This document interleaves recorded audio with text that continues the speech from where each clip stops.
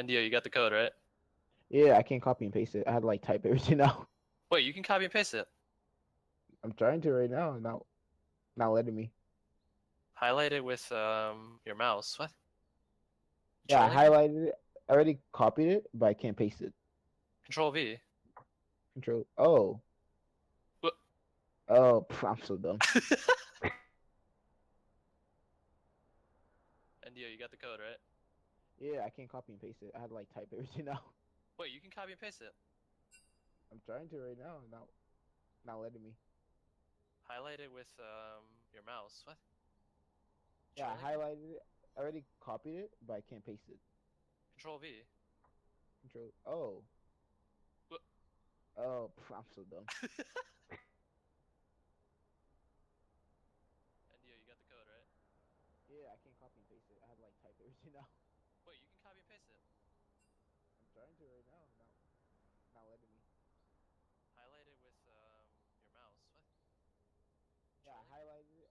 I already copied it, but I can't paste it. Control V. Control. Oh. What? Oh, I'm so dumb. Ndio, you got the code, right? Yeah, I can't copy and paste it. I had to like type everything out. Wait, you can copy and paste it. I'm trying to right now. Not letting me. Highlight it with your mouse. What? Yeah, I highlighted it. I already copied it, but I can't paste it. Control V. Oh.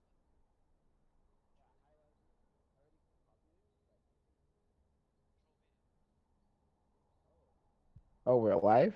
Okay. Oh, they can hear us this whole time? I I don't know if they can hear us. Yo, Volty. Oh, yes. Oh, Oh, it's oh. good. It's good. So, Yeah, uh, yeah. So okay, all right. Well, welcome to RPL quarterfinals. Well, this is gonna be semifinals because this is the game right before the finals, and this is High Noon Esports versus TLP, oh, or we're sorry, live? TLP's on the left Oh, they and can High hear us Noon's this on the whole right. time? And we have first off a Fiora ban. What are your thoughts on that? We know Striker plays a lot of Fiora in the season. Well, now I'm just Man, puzzled. Striker. Oh, it's good. It's good. This way, I know Striker is a really good top laner. I see that he was Yeah, actually yeah. So on. okay, all right. Well, He was voted welcome for to most. Well, he RPL wasn't voted yet, but like quarterfinals. Well, this he's is gonna be on the list semifinals because for it's the game right best top before the laner in finals, RPL. and this is High Noon Striker Esports Fiora versus is TLP, or just sorry, TLP's on the disgusting. left This and guy High Noon's on the Fiora right. is just like he can like And we 2v1 have without first thinking off a about it, Fiora and ban. like What are your thoughts on that? We know people that Striker can main plays a lot of Fiora like Fiora that in and the do that season. are like really high potential of carrying games if they need to. Yep. I kind of like the Warwick main coming out. I know Warwick is really strong. I don't see him in meta anymore, but I do know he's a really strong pick still. Yeah, and we see from Tastes Like Purple, we have two top lane bans. We got Fiora and the Gnar for Striker, and then we have Twitch for Ruther. And then, well, High Noon went with the Panther bans, which is, you know, Zac and his Warwick, which he plays a lot. And then Orianna ban for Toe Knuckles. So first pick's gonna go over to Kaino Ken. Let's see what he picks. Oh, his signature Rumble. I have the Rumble. He plays that? What? Yeah, he's been playing it like, I think whenever it's open, which is, I think it's like open quite often, he picks it. Wow, I didn't expect that, to be honest. Because normally people don't bring out the Rumble. Oh, the Tristana. Let's talk about that. Tristana. It did block in Tristana. She have a really good potential of carrying. We all know Tristana damage is disgusting. In RPL, she's the third best played champion with a 44.44 win rate. And a 20% ban rate. So like knowing this Tristana, she will be really hard to kill. But also Tristana is also about like having good positioning, good kiting skill, mechanics. If you just W in and don't know how to play Tristana, you're probably going to die. But I kind of like the Tristana. I wonder why the team didn't ban that. I feel like she's really strong in the meta at the moment. What do you think? Yeah, I think Tristana is a really good AD right now. She's probably like one of the best, considering that she has one of the most range in the game compared to Caitlyn. And that's the only other ADC I can see viable being picked up by TLP. But yeah, Tristana has really good tower pressure and siege. So I think it's a great pick, first of all. They also just locked in bot lane. They took the Tristana and Janna, and I think TLP Oh, responded with the Amumu and Kassadin. oh, deadly. No, Yeah, I'm just really something seeing. interesting right here though is that TLP already locked in 3 AP champions, and that might not be one of their best choices, but Amumu does have the cursed passive on his E, I think, which reduces MR, or I think it does bonus damage or something Yeah, it did block magic. for magic damage. Mm-hmm. Every time he like around the enemy, I think he does. Yeah, yeah. Mm-hmm. Um, And no. Syndra was picked up by Eternal. So Impure fools. Oh, okay, so I know Eternal Syndra. He's Eternal Syndra is like really good. I feel like Syndra is not a really good champion to play in RPL, in my opinion.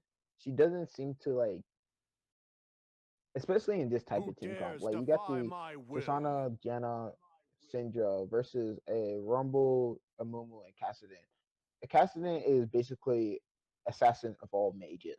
We all know that, right? So like in the mid lane, I'm already expecting this to go to Kassadin. yeah, Kassadin does have a really strong laning phase right now, and Yeah. some popular enthusiasts include people like Apto, who has like a 77% win rate on the champion. It's just really strong with the magic shield that he has. Yeah, of course. I think Kassadin does fall off a little bit mid game, but he comes back later when he gets his 3 or 4 item power spikes. So Yeah. it's kind of interesting to see that they would pick it. See, and that one I don't understand. Um, and then you had to lock down with it. Rumble Ultimate. Oh, so if Rumble get a good ultimate down on the Syndra, Janna, whoever else to pick, right? That's deadly because Amumu versus Rumble, you're already having like massive AOE damage plus magical damage, and plus you're having a Kassadin that can come from the side and assassinate people. I mean, assassinate. I mean like one shot if he get fed, right? So Right. I'm expecting that Cassidy is a really main priority target to like lock down and make sure he's not able to like get fed and try to get the Syndra ahead of the game. Um, that's weird. Why would they? I haven't seen a So that's yeah. I think they went with the Nautilus pick, and I'm pretty sure it's for top lane. But if you look on the left side, like they went for 4 bans on top lane against Striker, which is showing massive respect to Striker right now. Oh, You know, the Jarvan, the Renekton ban. It's something he's been playing. I'm not sure about the Jarvan. I haven't really seen him play it all season, but Renekton for sure, he has played it. Nautilus is the 29 pick champion. He have a 33% win rate. Are you looking at championship or prestige right now? Because I think you're looking at championship. Because yeah, because Renekton's been, I don't think, yeah, Renekton's number 16. He has like a 50% win rate. But there you go. yeah. Yeah, Renekton. Well, Renekton is a strong pick. He's a very strong laner for sure. Yeah, he is, and especially in team fight, the way he can just slice and dice these opponents are just deadly. I mean, deadly. It, like you have to make sure Renekton doesn't get fed early game. If he is, then like 3 kills, you might as well just be praying to God that he doesn't get to your backline because your health bar will be going from like 1,000 to 0 real quick. But I do like that they banned it away, showing their, like you said, showing respect to the top laner. I see High Noon Sport decided to go with the Nautilus, Cho'Gath, Syndra, Tristana, and Janna. I be, Yeah, I I think in the draft phase at least, I'm not sure. Maybe these are like certain niche picks for TLP, but Hynun definitely got some top tier picks like Janna's #1 support right now, Tristana's #1, 2 in AD, and Cho'Gath's just a really ridiculous tank. And I think Nautilus is also like pretty decent. He's kind of under like rated, but I think he's still really strong. And Syndra does I'll be reign right pretty back. supreme as an A tier. I'll be right back. Give me 2 seconds, real quick. Yep. Yep, and I think that I'm not sure if let's see.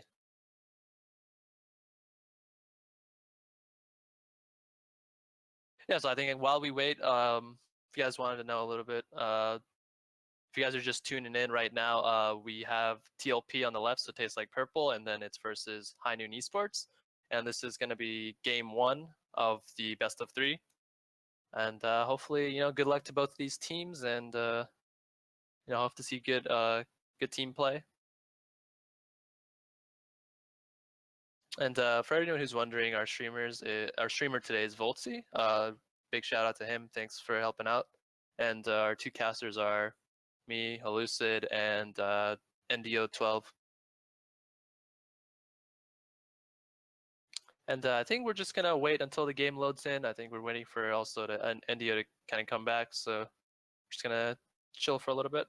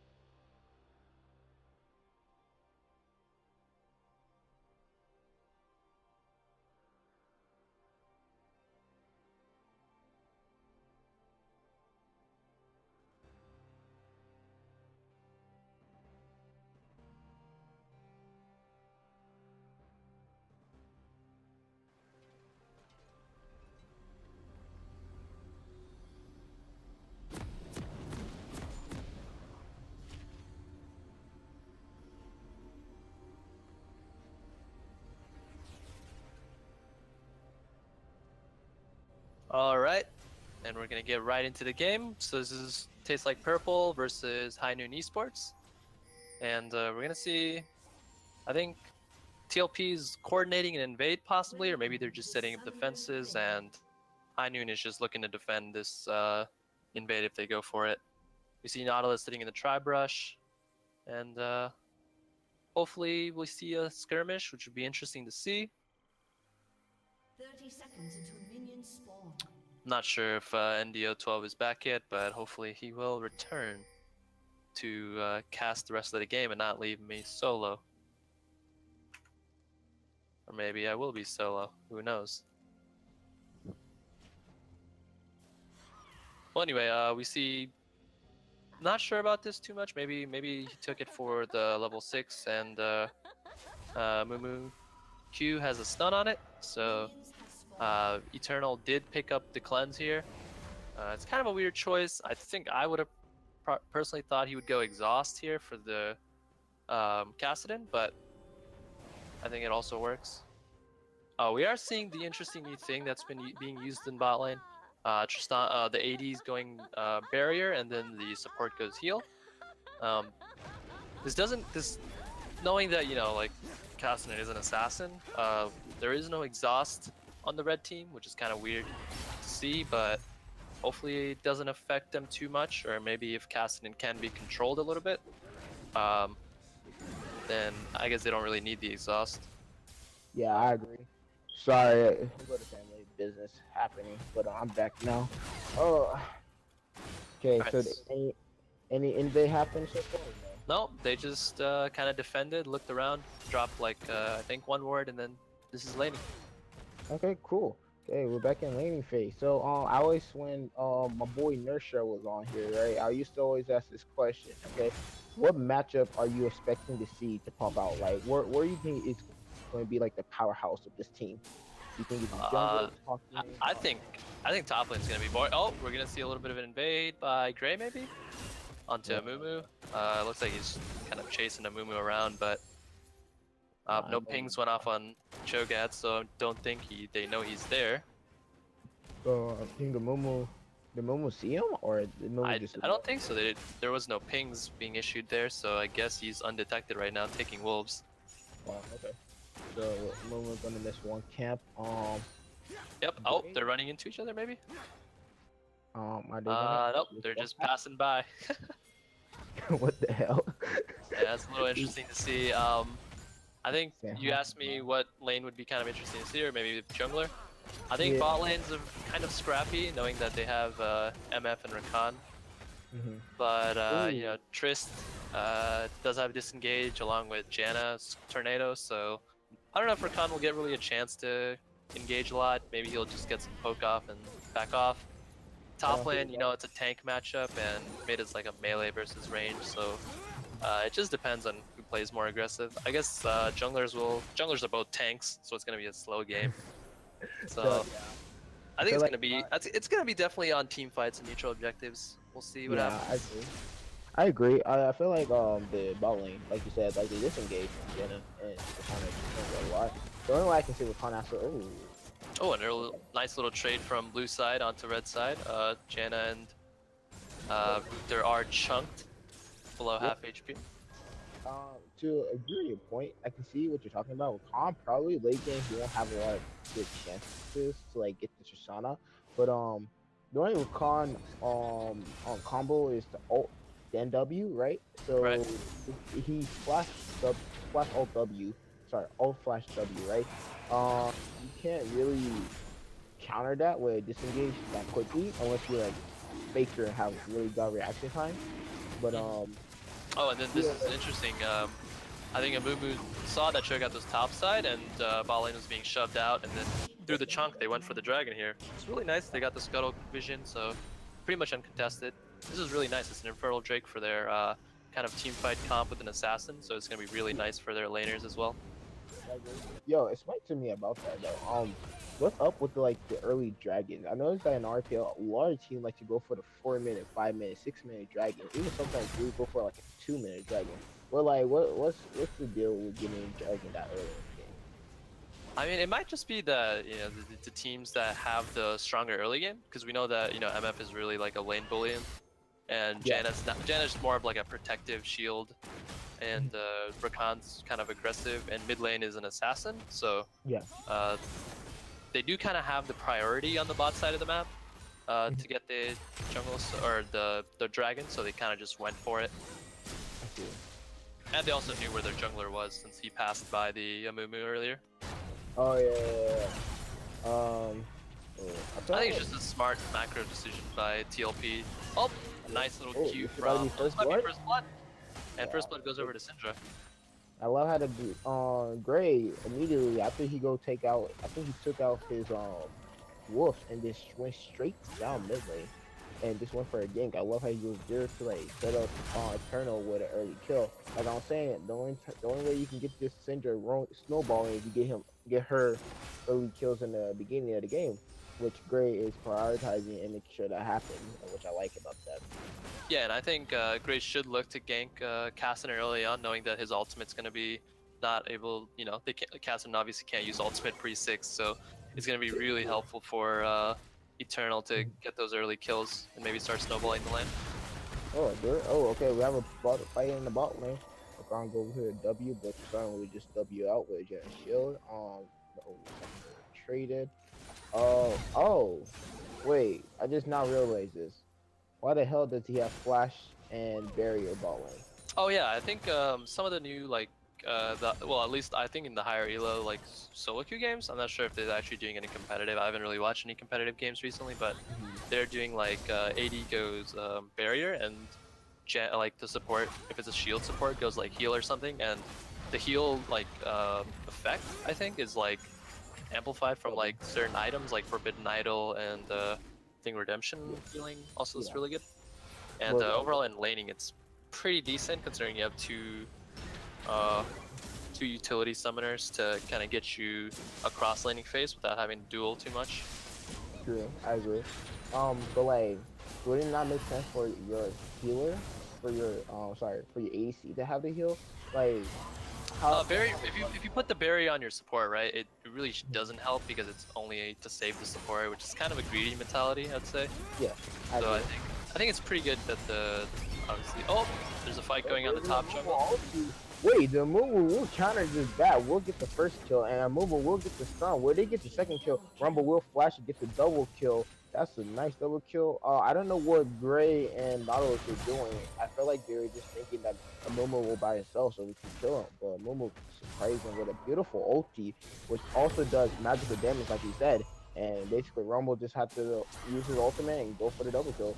As you see in the mid lane, oh my god. A solo kill from Syndra thanks to that early gank we had from Gray. But yeah, Gray did make a little bit of an error. He kind of walked into the enemy jungle once again without like knowledge of the enemy team having vision. Oh, a bot lane fight. Okay, bot lane, we can't go in for a beautiful ulti. Tristana will try to go in for the misfortune kill, but will not get nothing. Jenna will ulti the TP coming from Rumble. Rumble will go on to Tristana, get into flames out, will get the kill on Tristana. Jenna will flash away, trying to save her life. Rakan will go for the beautiful W. Rumble will go for the fire, get a double kill again. 4 kills on the Rumble, popping off early game. Good job. Yeah, and I think that 4 kills early game Rumble is gonna be really nice. I think he's gonna pick up like maybe I think it's the revolver, Hextech revolver, get his proto belt going early. Maybe I don't know. Maybe he goes for he's going for Leandry's Torment. So extra magic pen for the lane because we know Nautilus is stacking a little bit of MR. Yeah, I agree. Do you think I like how this game is going so far. The early game, I don't know if I should say. I feel like the early game going more to. Yeah, I think early game is more in favor of TLP just because they have the stronger laners. But I think that play right there, Rumble shouldn't have gotten that double kill. I think Ruther was just being a little aggressive. He saw the teleport from Rumble, but he chose to kind of jump into the MF.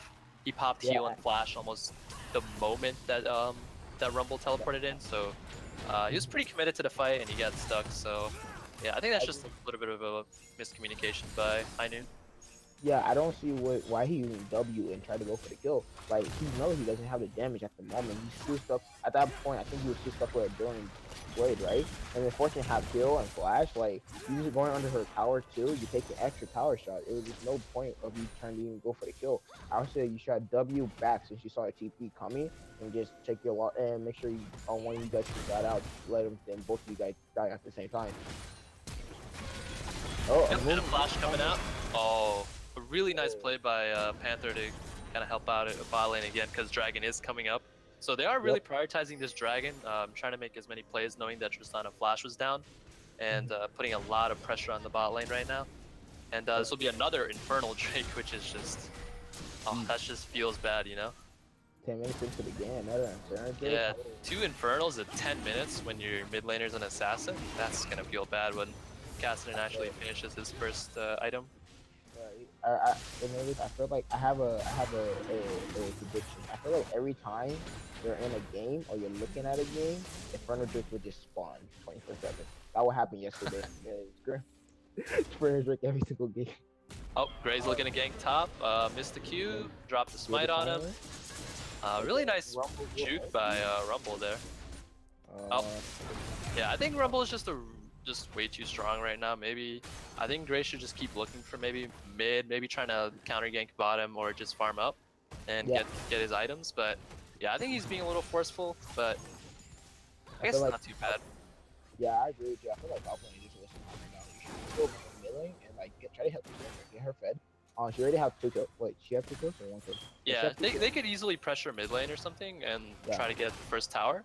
That would take a lot of pressure off of bot lane considering they're being dove a lot. Yep, I agree. I'm not saying like oh wait, would that be a fight? Okay, no. Misfortune will go for the kill. Will she? She doesn't. She's not in range. Misfortune will try to fight. Oh, she will use the double shot onto the Jenna to get the kill. Now this will TP bot lane. Syndra coming in with a a really nice roam. Got the ultimate going for the kill, and then Rakan will try to get out, but Tristana would just and kill Rakan. Jeez, that's a Yeah, it was a really nice roam by Eternal, trying to capitalize on the amount of kill pressure he's had mid, and the fact that he's actually super ahead now, that he's 3-0 now, since he was 2-0 in lane. And yeah, this is just super nice for them. At first I thought you were like TP for the knowledge was just like a little bit too late there, but I didn't see Eternal coming down in the middle of the river to. Yeah, I think if Eternal didn't make that roam, that would have been a really poor TP choice, but I think it works out in the end because Eternal also just matched the play right there. So I think it was pretty good play in terms of team communication and stuff. Yeah, I agree. As you can see right now, Amomo just will be holding the bot lane, making sure that no one can, making sure the CS doesn't hit the tower, so the ADC can get it. He will just be stalling. I think Tristana is. Oh, is Tristana DC'd maybe? Oh, he is. Yeah, she DC'd. Are they gonna utilize the pause feature maybe? No. Yeah, Oh, there's the pause. Okay. So far it's 6-4, in favor of. Yeah, and like purple. yeah, don't forget the 2 Infernal Drakes. That just really feels bad. Yeah, 10 Infernal Drake, 1K go a lead, and 0 towers at the moment. But the way this game is going, it looks like TLP might get first tower on High Noon Esport. So talk to me. What do you think about this game so far? Do you think Tastes Like Purple are making the right choices? Do you feel like they're making the right calls? Do you feel like there's stuff that this team needs to improve on at the moment to like get themselves back into the game on High Noon Sport? Like what do you think is I mean, happening? I think TLP is playing really well in terms of macro. They looked for they noticed that Cho'Gath was invading a lot, so they went to protect him. That got Rumble 2 kills. They saw bot lane was playing really aggressive, and they capitalized on it. They got another 2 kills. They killed bot lane again after the flash was down. Got another dragon. I think they're just capitalizing a lot on the errors of High Noon. But I think if you look that even though Rumble does have like 4 kills on him, he's still kind of even in farm. I think he's dropping a lot maybe in lane, but overall they're pretty even. Really surprising though that 3-0 and Syndra is having less CS than the enemy mid laner, but I think overall just TLP is playing a lot better on the macro. They're making better decisions and capitalizing off the errors of High Noon. Yeah, I agree. I do say I will believe saying that is actually interesting how TLP is behind a bit in CSing. I don't know why. No, TLP is ahead, but High Noon Sport are behind in CSing. I can see that. On the Syndra versus Cassidy, yeah, I do agree. I thought Syndra would be like 10 CS or 20 CS ahead of this because of she's a poke range champion. You feel me? She doesn't have to Right. really get close to your face to like CS. But it's weird, and I feel like Syndra, if she landed 90%, not 90%, like 40% of her stuns, she probably would be farther ahead. They might. I feel like High Noon Sport might put the pressure into mid lane now and make Syndra carry the team. Not like carry, but like give her like the roam pressure and give her like the kills so she can like make the team play, make the team fight. Since she's the only one that have 3 kills in the game at the moment, and is actually doing really well, really good with the kill. And then later on, as the time goes on and Choga and Knowledge get tankier, Tristana will start popping off. Tristana late game, mid to late game is really deadly, and yeah. Oh, fight coming out bottom? Oh, it's cancelled by Janna. Oh, flash from MF gets the kill on Janna. I think Janna's just fallen behind a little bit, but I really do think that the jungler from Heinen should be kind of protecting bot side, helping Yeah. with just any counter ganks or anything. But I think the one where he failed to protect and they lost the Infernal Drake is just really kind of putting a lot of pressure on. Oh, well, we see Dugat again in the jungle. Mumu versus Cho'Gath, the Battle of the Kings fight. Yeah, I think. Oh, Panthers just keep going. Oh, Cassidy. Wait, is it ultimate? With the Mumu passive, there we go the first blood going to, not the first blood, but here we go the first kill. Nautilus will get a trade back, but Syndra will die to the Rumble, making that a 2-for-1. What a misfortune taking bot lane. Rumble is chasing for the Nautilus, but Nautilus will escape, hopefully. No, Cassidy will try to stop the Nautilus, will slow him down, will use the ultimate. Nautilus is still running for a life. Rumble will flash onto the Nautilus, Nautilus will kill to try to pull himself away. Jenna will heal and use a beautiful ulti to get the Rumble away, but Rumble damage on the Q is just too much. Rumble overload, he won't get the last Q damage, but that was good. 2-for-1. Oh, here's another fight in the bot lane again. Rakan going for a beautiful ulti, making sure he gets Shana, but Shana will just flash away.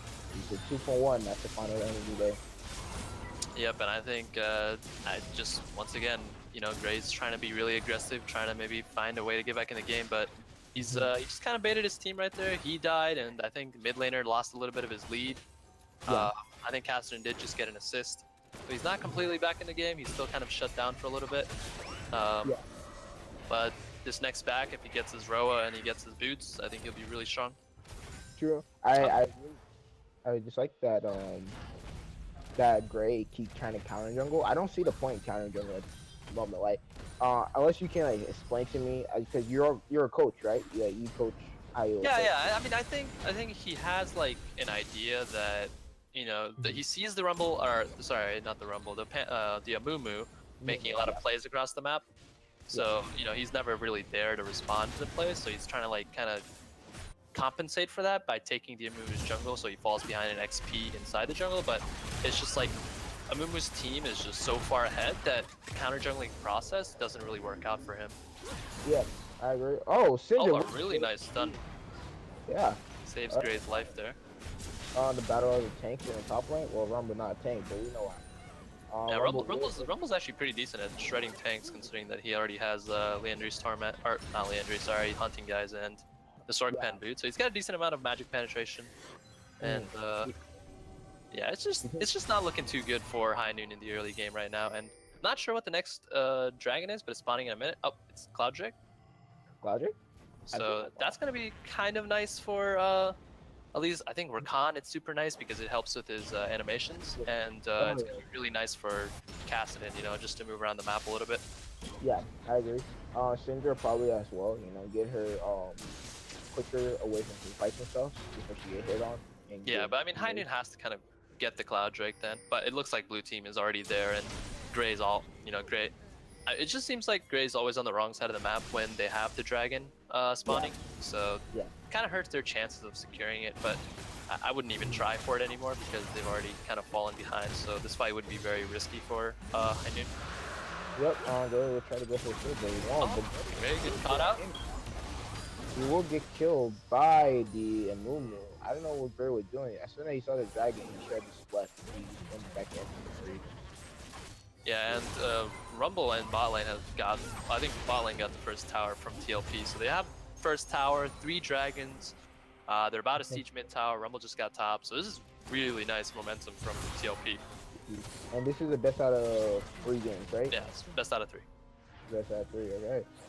So far the game's not over. As we always say, play the game to the end, and you never know, you might come back. But at the moment, we get 2 towers. Yeah, this is looking really scary. 5k gold lead over to, Tastes Like Purple. So, it feels really bad for red team. But I mean, I think they can still come back. They do have a good team composition, but fighting in choke points is just really hard for High Noon, considering that they have Rumble ulti, Amumu ulti, Rakan, MF ultimate. Like, they have all of these really good chain CC and like AoE damage abilities. So, they're fighting in a choke point. Okay. There goes Janna. There goes Janna with the beautiful kill. Cho'Gath will disengage with his Q, and they will just back away. That would be a 1 for nothing going to Taste Like Purple. Yeah, I think they just noticed that after they took the 2 mid towers, it would just be obvious that Panther's team would try to rotate top. Oh, another fight. Oh, okay, there's go the Rumble. Oh, that Momo will ulti. There go the Redemption. Tristana in the backline trying to stuff on Janna if he can, but she's just dying to Misfortune, doing so much damage with the double shot kill. Misfortune will get a double kill, and Cassidy will get 1 kill, but they start going for a tower. Momo is just like a grenade. I feel like they just throw him in there. He get the ultimate, like I feel like the Rumble Amumu is just so good because like Amumu passive does magical damage to all his champion nearby him that with his E, right? And then you put the ultimate on top of that, so you got the ultimate plus the passive that does more damage with other enemies, champion. You have the Rumble that does AoE damage with his ultimate and his Q, you basically just shredding the armor. Even if they build magic resist right now, like the magic resist wouldn't even matter because it's just like you're shredding so much armor from the enemy team that it doesn't make sense anymore. Yeah, and I think like it just really feels bad now because it's like a 10k goal lead over to TLP. Only 3 minutes ago they were only like 5k ahead, but they lost 2 mid towers. They lost a rotational play where I think TLP knew like they would rotate through their own jungle, so they kind of did a bush camp, and it worked out. They got a kill out of it. They got top tower, and then Panther set up a really nice play where he got a Q onto Syndra, and then he got like a 3-man ult, and that secured him in pretty much an ace, or close to an ace, and they got top tower and inhibitor. So right now, I think TLP could just put Rumble bottom. I think that's what they're doing right now, and they could set up 4-man on Baron, and they could end the game easily. So like they're trying to do for a split push or like Rumble? Yeah, I think they could do like a 4-1 middle and or 4 middle and then 1 bottom, and then what happens is that they'll try to contest for the mid tower. If they don't immediately like get a pick out of it, they'll just run straight to Baron, and we already know that Red High Noon can't fight them for the Baron, so pretty much secured. Okay. So at this point in the game, okay, let's say you were one of the players, right? Will Cho'Gath get caught out? Cho'Gath will get caught out. Bird get caught out once again, but the leader Misfortune wide open. Syndra will overboard the kill onto Misfortune. That would be a 0 for 0. The Stu trying to siege in mid lane tower. We're back in a stall once again. I don't understand why would Gray. Okay, Gray was recalling. I'm not sure him stopping his recall was the smartest thing. I feel like he could have gotten away even with the recall. Like, I think it was like 1 more second off. You can hear the animation of the recall just going off. Yeah, I'm not sure. I think Gray was just trying to get a ward in and then recall in the brush, and hopefully it wouldn't get checked because they had already taken topside, but then Rakan just happened to run into Cho'Gath, so it was a little bit of a skirmish. But yeah, I think Panthers team is looking to siege bottom again. I'm not really sure why they're disregarding Baron, because it's really all the power to them now that they're 10k gold ahead. I think it's power just because like if you get power and get the wave, like the super wave pressure pushing, you can like go for Baron and not worry about them trying to like fight you for it. And they have a really good amount of spawns, have a member that can be a precision grenade like this one, and Janna will flash and Rumble ultimate. I don't feel like that's the right choice, but I see what they're playing with. They're playing with to get them away from the towers. But you have so many engage and disengage on the Taste Like Purple team that you just want to like use that and abuse it and get towers, and so you have free pressure to get Baron if needed. Are they going to take Oh, that? five-man ultimate. A 5-man ultimate with the Rumble attacking the Jenna trying to use the ultimate, try to pressure everybody away, but it won't matter whatsoever. 2 kills go to TLP. I think they will just push for the end, will they? Yeah, Yeah, they're they going got for 25 seconds on their AD and jungler, so looks like this game is probably over. Maybe they'll get, yep, there's blue minions on top Nexus turret as well, so this is looking Yep. really bad for High Noon. Maybe they'll find a way to defend with Nautilus. Mm-hmm. Yep, they're able to get him off the turret. Ooh, Oh, nice yo, little the bounce double to kill. Yeah, a little double up to kill Syndra, so I guess that tower's gone. yeah, And if they don't immediately win off of this, I think the next dragon is Ocean, if I remember. Yep, it's Ocean. yep. And Oh, up, looks this is the game. wow, okay. Game. Well, not game yet. Are they Oh, trying to make it a maximum team fight? Okay, Gray is getting caught out. Gray will go back to base and try to heal. Nautilus is super low. Jenna will get the kill onto Rumble for the shutdown. They're just not trying to end. They're trying not to waste any more time. Tristana will try to be the superhero, but she won't be able to save the day. And the Tristana is just hiding away, but it goes to Taste Like Purple, 18-6. 15K goalie ahead, 10 tower down, victory. First game go to TLP. yeah, game one, TLP wins. It's really putting High Noon on the back foot. Really kind of abysmal performance by, bot lane from High Noon and jungle. And, maybe hopefully they come out and either they might look to change up their picks. I know Asian Braum doesn't normally play kind of shield supports. He normally plays like aggressive tanks like Braum Mhm. and Nautilus and stuff. But they could tend to switch it up. Maybe they might go with the same pick and reformat how they played the game. Uh, Yeah, but overall, I think TLP just showed a better understanding of the game. They went for the dragons as soon as they were up, which yeah. is really scary to play against if you don't have the wards. Yeah, I agree with you. I love how TLP they just control the dragon so much. It was just so hard for Gray to do anything. I feel like Gray's bigger mistake was he always trying to counter jungle, and counting jungle into a Mumu just didn't work out. I see his point, but like if you were playing like an assassin, 'cause I know Gray is famous for playing his famous Nidalee, you feel me? Hmm. Or any type of assassin champion he really good at. But him playing a tank and trying to like counter jungle just didn't seem like the smartest plan, especially on Cho'Gath. Cho'Gath, you probably just want to farm and get fed, farm and get items, and then try to help your laners out.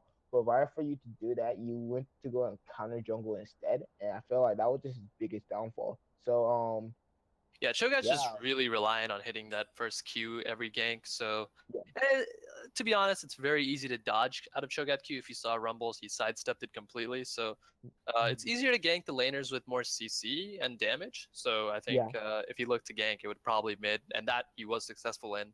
And top mhm, lane, there wasn't much damage, even though they had the CC, so they couldn't really yeah, lock down Rumble. And I know.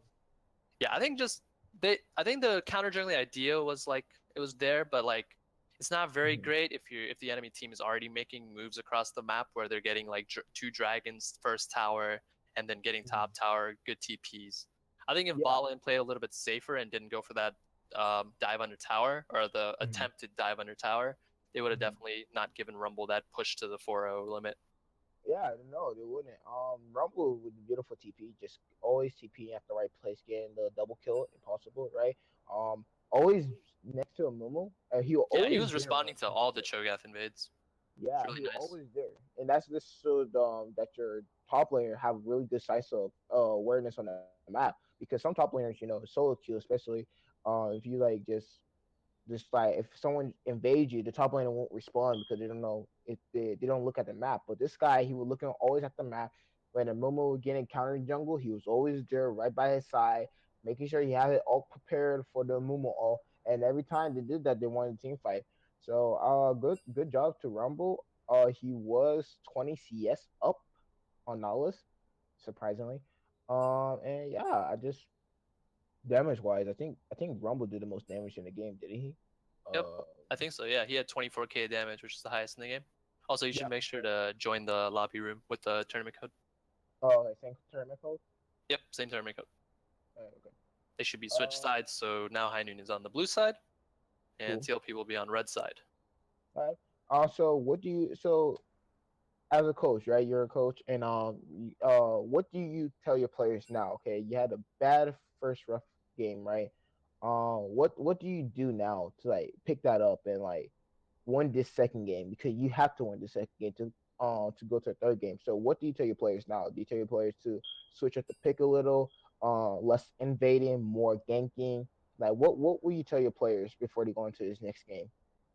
I mean, I think they should. I personally don't know what I would tell them because that performance was like they had the right idea in lane. I think they played really well aside from some of like the miscommunications they did. But I Yeah, think I would tell them to keep playing as they are playing, but rather okay, just, be a little bit more aware of what's going on in the surroundings. So just like okay, look around.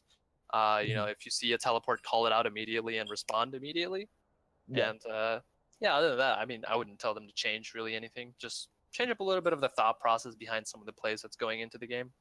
I feel you. Okay, I agree. I agree. Really, really telling them to like change their gameplay, it just really hurts them personally because they think Yeah, they're doing something wrong and they wouldn't know how to kind of respond to that. true. So So I think there's no value in telling them, oh, you're just doing this wrong completely, right? So yeah, kind of better. so Oh, don't you looks think? like Oh, High Noon's coming out with the Amumu ban. They don't want to deal with that uh, anymore. Poor I like that. phone. I like that. The movement was really strong. There will be respecting the top lane ban again. Banning out his famous Fiora. Uh, Striker just gonna have a hard time in the top lane. He had a really deep. This is why I tell The myself when you have a ball is champion pool of 1 to 3 angry. players in your champion pool, when you enter a team like this, the RPL or any type of league tournament, you I'm need to make sure on to you you. expand that champion pool to like at least 5, because like as soon as I remember, like someone told me, I think it was you, because as soon as you like ban um the player top 3 champions, they had to be on the uncomfort pick that they kind of know how to play, but they don't like playing it a lot. So like, what you gonna do at that point? You make them uncomfortable. They have to like figure out how to play this matchup in the best way possible. So I felt like you should have a really big variety of champion pool that you can play in the RPL and know how to play them at a certain amount of length. If you're like in solo duo kill, of course you can have 2 to 3 champion. But in the RPO, I feel like you need to have more because you can see it in the top lane, Striker just getting all his top lane banned no matter what.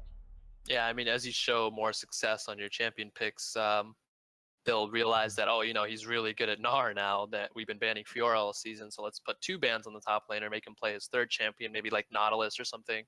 Take his Yeah, Renekton Jarvan away. And then that really puts huge amount of pressure on his gameplay, yeah, knowing that, Nautilus, he does play Nautilus pretty well. He's played it before and they did win off of it.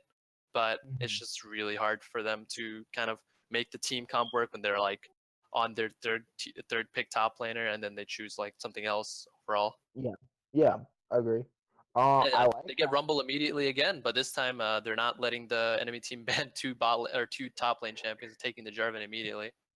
Oh, Yep. Warwick was So left open, so they picked up Warwick.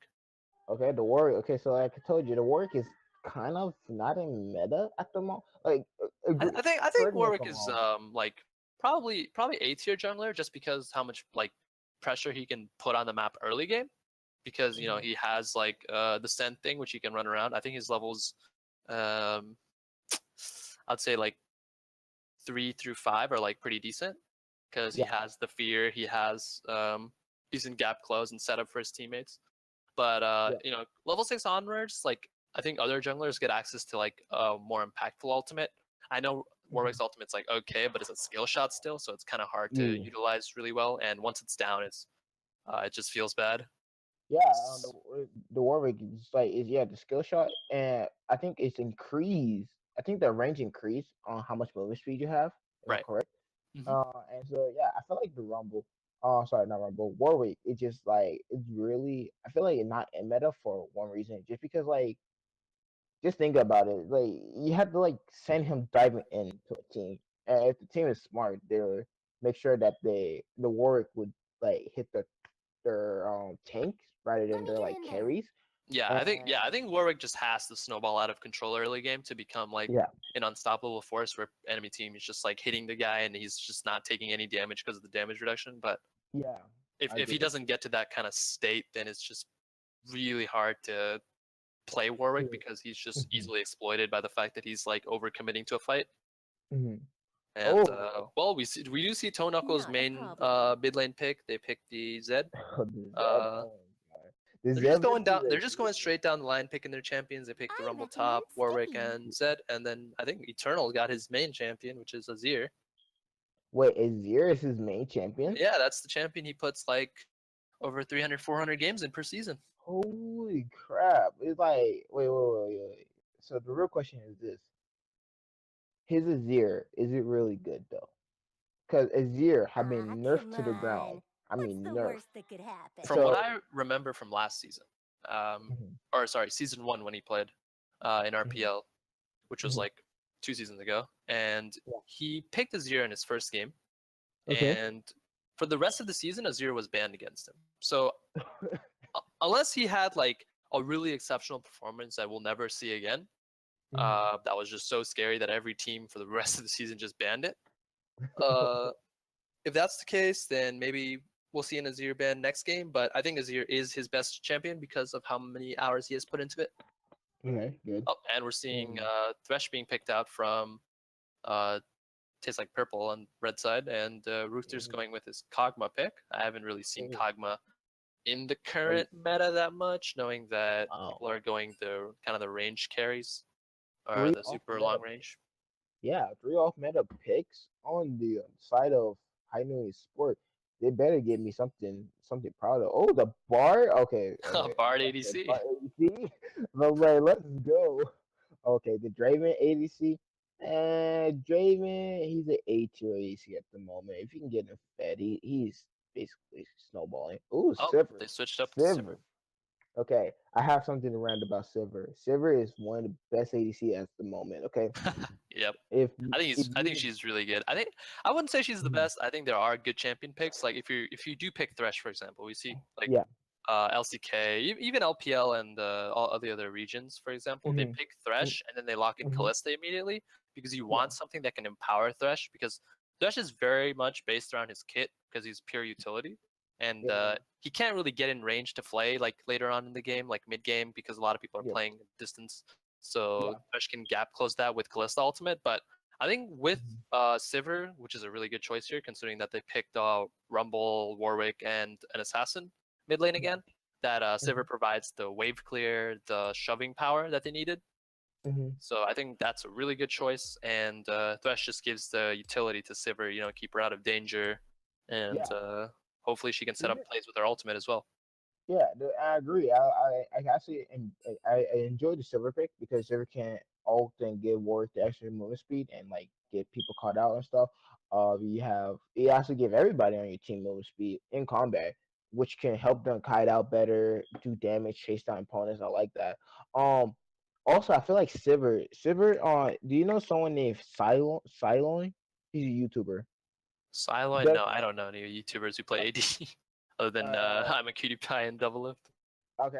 If you know this guy named Silent, he make this tier list, and basically he says Silver is S tier at the moment. And I thought he would just because of one simple buff that can't be true. That you can't just make a champion S tier just because of one buff. But I today watching the LCS and NA LCS playoff, I actually see the reason why she's S tier. Quick story. I'm gonna make this really quick. So it's Dignitas versus C9. Okay, you know those two teams, right? Hmm. All right. So Dignitas is an underdog champ, underdog players. Okay, they're not supposed to win. They're not supposed to advance. C9 is the favorite. People are voting 3-1. You know, C9 will win 3 games. Dignitas will win one. So they go into the game. Game 1 and 2, Dignitas win. Games 3, C9 win. So it's 2-1, right? And game 4, it just this is how you know Sivir is broken. And I mean broken. I mean she broken. Sivir, they pick up the Sivir. They're losing game. They're losing game early. Okay, 30 minutes into the game, all C9 need to do is push and game. Simple as that. Only 2 towers up. Nexus, everything down. All 10 towers are down out of the way. You just need to push and end the game. Sivir, because Sivir W and crit is so strong. The ricochet was just taking out minion wave like crazy. just crazy. Like all you need to do is press W, you already take out 3 minion waves, and that's how Yeah, fast. I think Sivir just the way she is right now. Well, Mhm. I mean, the way she has been is kind of she's like she punishes players who make mistakes. Essentially, Yeah, like agree. she's punishing and capitalizing off of the fact Hmm. that if your team is losing, a lot of waves Hmm. are being shoved into your base, and Yeah, she just has the utility to wipe waves almost immediately with Q auto. yeah. Um, she pretty much one shots the wave within like a split second. So Thank like you. she's really strong at wave clearing, and the Mhm. moment she notices like certain champions that are very engage heavy and reliant on using their abilities to chain forward, and once they go Yeah. on cooldown, she can Hmm. completely re-engage the fight with her ultimate, which just Yep. gives her kind of the like the flow of the team fight, kind of pushing Yeah. her uh, or pushing her team, I guess, back and forth depending on how she wants to or how the team wants to play. So Mhm. she's really really safe, and her laning phase it's really strong just because she has spell shield. Like Mhm. she is outranged by most ADCs, but she's not extremely like vulnerable to them because of the spell No, shield. yeah, yeah, and I agree. Yeah, Sivir is just so good. She's just that good. Even though she's that range by most ADC, she can still 1v1 an ADC and win. Like, I think Tristana. I think Sivir counters Tristana for multiple reasons. Um, if anybody want to try this, if Yeah, I think you the spell go, shield counters her E. yeah, it counters her E and also counters ult. If you didn't know that, it literally counters almost everything Tristana do. WEO. Um, in the game, C9 versus Digital, C9 was about to win the game, right? Digital used Silver to wave clear. And there's an old saying this when Silver hits 6 items, GG. Because when Silver hits 6 items, there's no way, unless the Silver is not great at kiting, there's no way you're going to be able to hit Silver if she doesn't. If there's no way you're going to be able to hit Silver at all when she hit 6 items. There's just no way. Why? Because when Silver hits 6 items, her life steal is so high, and her crit chance, her W or Q does so much damage. It can just kill people. So C9 is supposed to win, and all you see is before I continue, hold on real quick. I think they might go for a Oh, level there. one. Yeah, they might be looking for something. There's about to be a skirmish happening, but Oh, uh, TLP does have the thresh hook. They have the early damage. okay. They do see the Gragas barrel coming out, so they kind of back off. But yeah, Yeah. so this is game two. High noon on blue side, TLP on red side, Yep. and we're gonna see the lineup on High Noon being Gragas top, Jarvan jungle. Oh, they take Jarvan jungle. I didn't even notice that switch. And Oh, switch up. Azir mid, which is really interesting. We have never seen Azir in all of RPL, or currently no regions really played. I think maybe LCK played it like a month ago, maybe, but I don't It really was remember. And LCK.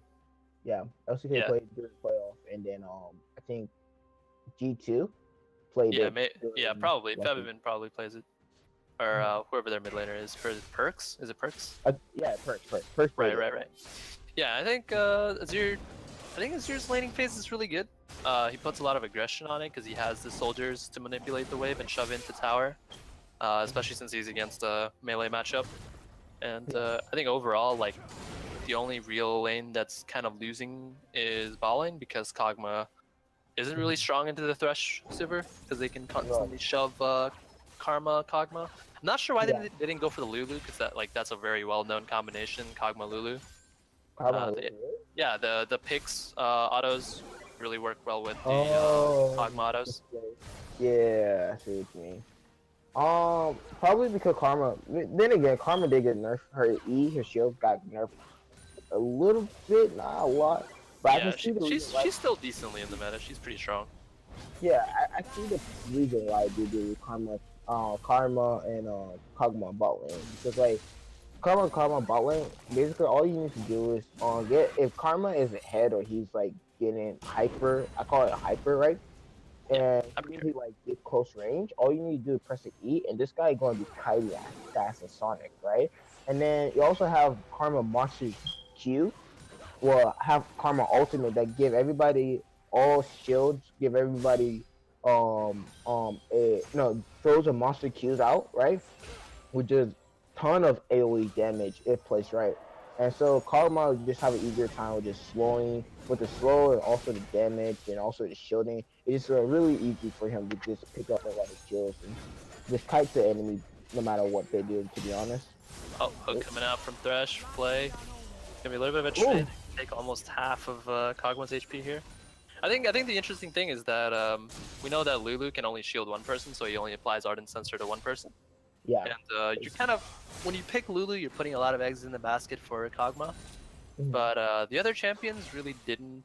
Well, I guess Gragas is really good peel for Kog'Maw, but you know Jarvan's like a committing team fighter, and so is kind of Azir. Like he's a very mid-range team fighter. But I think the nice thing is that the Mantra Shield you were talking about is going to be really good when you have Ardent Sensor, because attack speed does benefit Azir a lot, which is really nice.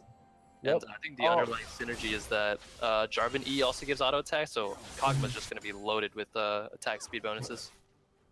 And it's gonna be hard to kill Cosmo when he's going crazy. Just on my rank 2 games, I have to deal with that. Really Yeah, but I think the problem is though is that it's going to take a really long time for this scaling, because Azir does need like 2 to 3 items, normally 3 items. Kog'Maw needs 3 items, so it's going to be a while before we actually see them kind of pop off. It depends on how good you are at CS. If they're really good at CS, I feel like it just takes them a while to pop off and get there. If they're not, then I can see that happening. At the moment, you can see Azir just pressuring this Zed out just with his Sand Soldiers. I haven't, so far, any of my games, I haven't seen Azir actually pressure out anybody. This is actually the first time. Normally, people pressure out Azir because they know he's weak, but he's playing Azir super strong. There's a fight in the bot lane. Karma will W onto Silver, but we run away with. She will press Q. Next sure will be taken. And everybody just back to normal as CSing again. Yep, and I think bot lane is getting a little bit shoved in. Like we said, Sivir is being a little bit oppressive, but it will depend on how. Oh, a hook comes out. Just a little bit poke onto Karma, you know, shoving her back, trying to keep her from shoving out Sivir with Q. So yeah, I think, like you were saying, that these players always keep shoving out Azir. I think Azir is a very skill-oriented champion. He requires the player to have knowledge of how to play Azir. So soldiers, if you've ever seen Orianna, like the way the ball kind of zones the enemy laner away, it's the same way for the soldiers. They kind of prevent him or prevent the enemy laner from kind of walking up to Azir, because he can just immediately snap the soldiers to you and proc Thunder Lords off of 2 autos. Yeah, I agree. And the soldier, and I think Azir ultimate. Yeah, I think Azir is a really strong laner. Just the problem lies in the fact that he doesn't scale as well he used to, and his damage is very lackluster. It looks like he might have just died here. Oh, yep, first blood going to Panther and the Cloud Drake, not Clown Drake. This gives a really nice early lead to Panther. Next dragon is Infernal. That's going to be very scary, knowing that these guys are getting Infernals early game as well. And these people are just so good at just controlling the dragon. I don't know how to explain this. Like, a team that can control a dragon before 10 minutes into a game, that just showed so much work. I feel like these people like practice day and day, saying that if we don't get dragon before 10 minutes, you know, we failed in this game already. They control the dragon so well. They ward it up to make sure they have vision of it. To keep eyesight on it. Wait, they're fighting in the mid lane. Oh, I thought I thought Zed would try to all in onto Azir, but he knows that, you know, Azir does have ultimate, so he can be shoved out from killing him. But I think this is really nice. We're seeing that Panther every game he's looking to control that Drake, like you said. They're showing good work ethic, and they're trying to get a hold of those early game Drakes. Yep. And the more I feel like, the more you keep getting early game breaks, you know, the easier it is. Gray's looking to invade again. He's found Panther, possibly? Oh, Panther is level 6. Gray is level 5. How will this fight go? Gray it's not looking very good. Gray is trying to escape here. He's walking towards Striker. Toe Knuckles is coming up. Rumble really not moving because he knows that this fight's kind of over already since they got away. I feel like Gray just needs to stop invading. It doesn't work out. It doesn't. It never goes to his favor. Like every time he invades, is either he about to die, or you can see right now, like I think he misplayed and hit the blast cone by mistake. He didn't mean to. Yeah. But, like he needed to like chill on the invade and focus more on farming himself and like helping his team out. You're J4 for Christ's sake. Like J4 is meant to actually gank lane and like get ahead. Yeah, and I think just the fact that he already gave over an early kill to Warwick he knows that Warwick is easily like half a level ahead, maybe a quarter of a level ahead. So he should have known that Warwick would be level 6. But oh, okay, wait. So going to the bot lane fight, they both bot lane both have heals still. Karma will be pressuring. The heal will come out, Silver will flash, but now they will go onto the Thresh. We didn't have enough damage to the Thresh. Thresh will use the W to shield itself, and the both will get away with with 0 summoners though. And the top lane, we had the Gragas and the Rumble fighting off, but nothing will happen. It's just gonna be a farm fest all over again. But both summoner spells on the bot lane for Tastes Like Purple went away. yeah, So Sivir and Thresh just blew all their summoners to make it out of that fight.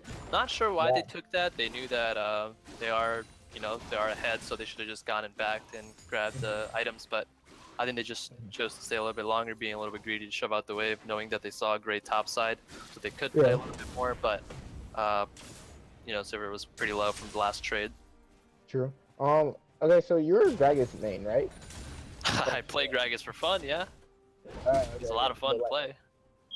People call you like the Gragas King. So the Gragas in the top lane. Tell me about this matchup. What do you think about it? Not like going against Rumble, but Gragas in general in the top lane. What do you think? What do you think is good? Cause I see Gragas is wasting a lot of mana in lane, but he able to do a high amount of damage still, no matter what, with just the small amount of mana he has. Do you think he's really good, or do you think he's it's not good at all, to be honest? I think Gragas top is really good. He was normally picked as a Camille counter because he could disengage out of the ultimate. Yeah. But I think top lane into Rumble maybe is just like a pick they went for to, just to play safer and have a disengage later on with the Gragas ultimate. And the the problem I think with Gragas in lane is that it's actually like pretty easy to farm with him, but just like every trade just feels like an all-in, I guess. Like I'm not sure. I normally play Gragas in the jungle or like just for fun. I play him support and stuff. I played mid a couple days. Yeah, like you just have to be in a favorable matchup. So I think a melee matchup would be really easy for him. Yeah. But Rumble's Flame Spitter kind of gives him the ranged edge over Gragas, and he might just be spamming his abilities on Gragas just to farm the waves. So that could be the issue behind why he's so low mana. Yeah, you can see he's still, even with like no mana whatsoever, he's still like doing. He's still.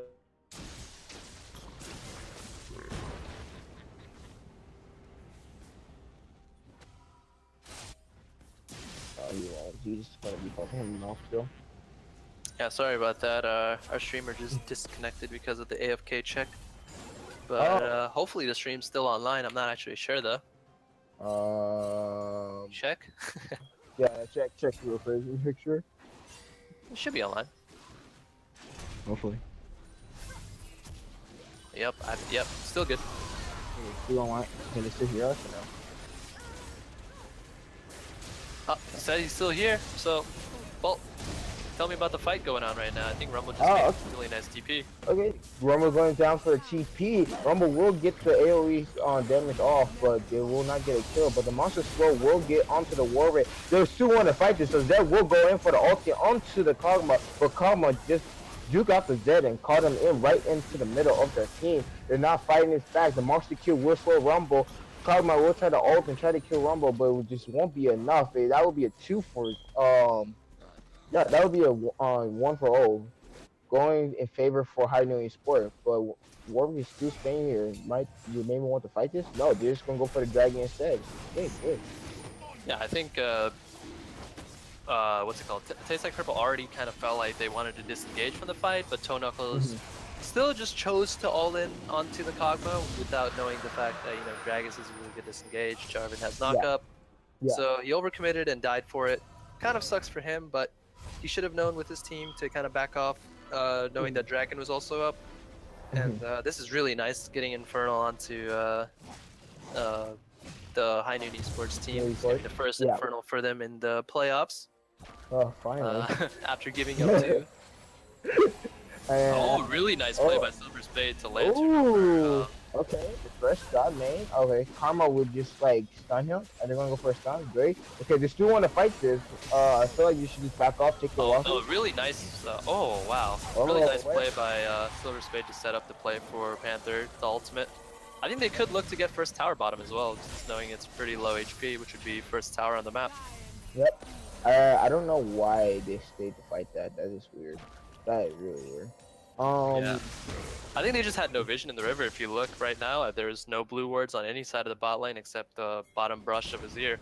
So pretty much unsuspected gank right there. Yeah, but I think that you got the Karma out. I feel like this year just left. Going back recall, get items rather than fight it, because like you never want to take risky fight. The Rumble will flash out of that, by the way. You just never want to take risky fights. I always tell myself play safe is the best way to win the games, right?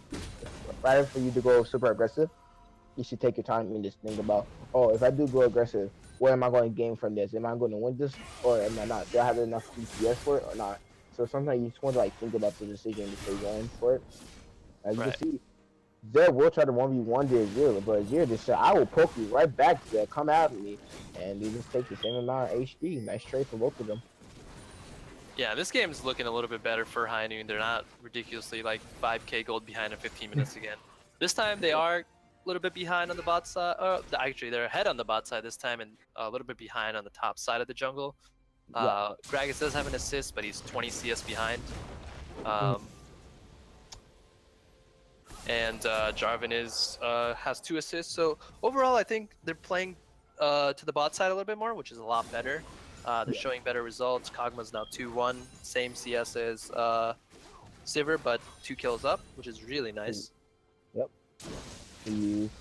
Karma is showing that he is the dominant one here. Oh, Witter in. I haven't seen that item in a while. Yeah, he went for the, I think it's Wit's End, right? I've never actually seen the, I remember the old picture for it, which was like a pink stick or something. Really old. Really? Wow. Yeah, it was super long time ago. I think Riot didn't have creativity at that time. Oh wait, the first. Oh, what? I think they need to really. Oh, a really nice lantern over by Thresh to bring back Panther back from over the wall. Oh, Toadknuckles looks a little caught out. Oh, he's gonna flash to get away. They get killed. W. Nice. Yeah. Okay, I'm confused. Probably that was a misplay. I think they just miscommunicated. I think yeah, Thresh did go for the hook onto Jarvan, which he did get, and I think Panther read that as a play onto them. Yep. So, oh, nice lantern again to get him out of the Jarvan ult. TP cancelled by Rumble. Okay. Put that on well down. This gives Gragas a TP advantage in about 30 seconds. So they could look to dive bottom here, maybe drop a ward and then Gragas can come from behind, but this doesn't look very good for TLP. Yeah, it doesn't look good for them at all. On TLP though, knowing that they have the early game is just saying from last game, I can't make a prediction saying that they might just recover from it, just having a slow start. You know, some teams do have a slow start, but I will say High Noon Sport is picking up from the area that they were lacking on. I don't see J4 actually counter jungling. He actually now farming his own jungle, so he's learning that counter jungling is just not going to help him no matter what. The Zed versus Azir though, this matchup just interesting. I don't understand. Azir just pressuring the crap out of the Zed. Yeah, I think Azir's playing this really well. I won't be surprised if ban this Azir for the rest of the season. Warwick seemed to be coming mid lane. Was Zed safe? No, Zed will leave. Rumble and Warwick are coming into the mid lane. They're thinking on counter onto the Azir. Azir will flash. Oh my god, Warwick is TP coming out from the Gragas. Gragas, the a little bit late. From them.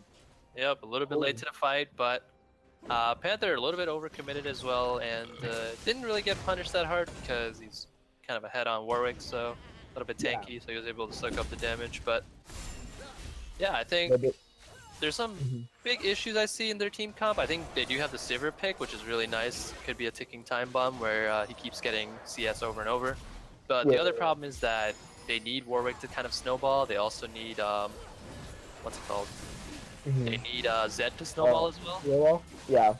And they're not getting that at all right now. I think Warwick only has 1 kill. Oh, they get first tower, double flash coming out. They're gonna get out of this one maybe. If you want to fight this, Warwick will come down to the bot lane. Warwick with the beautiful E will get the spear onto them.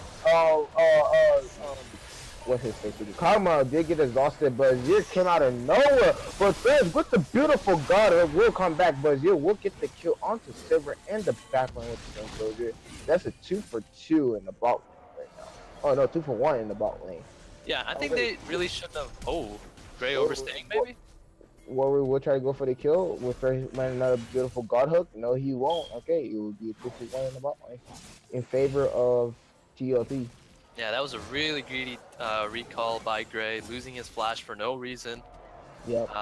Does put Warwick a little bit ahead, but I think that trade definitely came out on top for Sivir's team. Sivir was kind of behind already, but it kind of doesn't matter because Sivir can always just grab CS and keep pushing his lead. Kog'Maw was 2-1, and he didn't really get the kill for the Sivir, so because Azir got it, but he kind of got shut down a little bit. So kind of overall not that great trade for High Noon because they also lost Flash and first tower. So overall, I think TLP also gets the Dragon as well, so they're just getting a lot out of this. Yeah, I was actually really surprised when first of all, I'm surprised that Warwick was able to like his passive, you know, he gets more attack speed the lower the enemy target is and more healing. Oh, I did not know that. Wow, okay.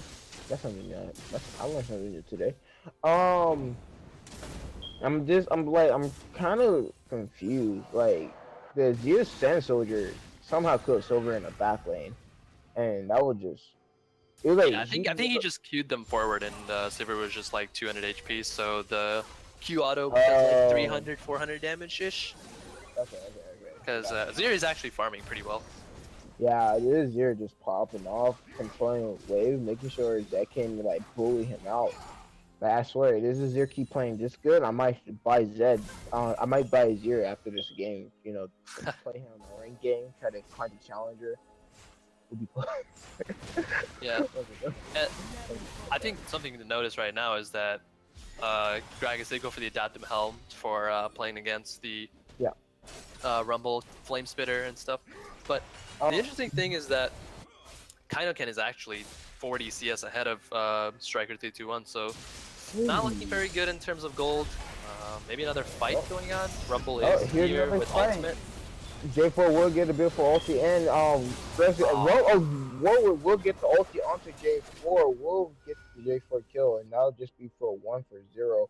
Zed's in the top lane, just trying to clear out the way, trying to push the top lane down. They are doing a 3-2 in the mid lane. Oh, really nice. Beautiful hook. With the ultimate down, they will try to kite this out, but Dragon will use his ultimate to disengage from the fight, making sure this fight doesn't continue even longer, and they will just go for the 1 for 0 in favor. Yeah, I think something to note is that even though Thresh is kind of making like really weird off plays, he is getting a lot out of it. Like he got bottom lane's flash from Gray, and he got Gragas' ultimate, which is really nice. So yeah, really underlying things, but it's really nice to see that Thresh is kind of forcing stuff out of the enemy team. Yeah. Zed is running away at the moment. Okay. Yeah, Thresh, I thought, to be honest, normally Thresh would be super aggressive, but this Thresh is just like, he's just hooking. He's not even going in for the hook. He's hooking, and seeing if the enemy team will like use a summoner spell or like use something to get away from him, because you know some Thresh can just hook and just pull you in, and it's like GG over that. Right, but he's just waiting for them to use a summoner spell. And here we go with another beautiful fight again. First will go in, first will land and hook onto the dragon. We'll try to pull him in. That's a lot of damage from the Zed, but not too much damage. Karma is fighting the 2v1, and now a 2v2. With the Karma coming in, it's a 3v2 now. And what we're trying to do as much damage as possible. Silver will ulti and try to kite as far as possible. Silver will heal, going onto the Karma, trying to do as much damage. But as you can see, she's just not doing as much damage as you think. And they will probably get this tower. Rush coming from the back line. Silver with the beautiful Q, just sniping out the Kog'Maw from far distance. The team 2 wants to fight this. Rumble will ulti. Rumble will try to go on the tower, but he is taking tower aggro pressure, and the team would just go for a 2v. Wait, no, it's still a fight. They'll pick up another kill. The team will disengage. They will go for 1v1 from both sides. If, Yeah, it was a really weird to see that, you know, Warwick was surviving for so long in the 2v3. He does have his Titanic Hydra, which does give him the little bit of tanky edge and the damage he needs to survive, and he gets more attack speed as the targets get lower and lower.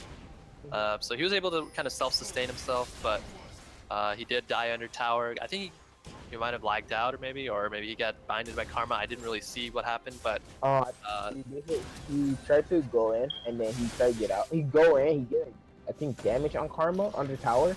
And then he tried to leave, but Zero Stem Soldiers, like you said, you know, when you shift them forward, it did like 200, 300 damage to yeah, I think it also slows as well, so it was really nice. Yeah. This is Zero is 2-0 right now. He is, I think, 16 gold ahead of the. Oh, before I talk about that, Gragas was not a beautiful disengage, but Zero is 16 gold, probably more on the Zed.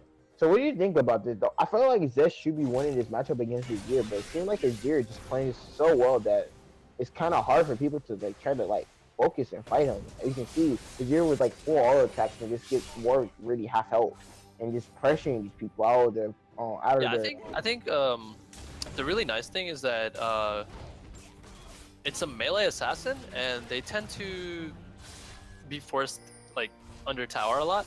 Knowing that, you know, Azir is a really nice champion in that he can force the enemy laner under tower because he can, I think it's 1 Q and 4 auto attacks can completely wipe the backline with, or like the caster minions. So there's a really nice way for Azir to kind of shove Zed in early, and what happens is that once you clear the casters, Zed doesn't know where to stand because you're just having such a big gap from the minions, so Zed actually can't farm at all.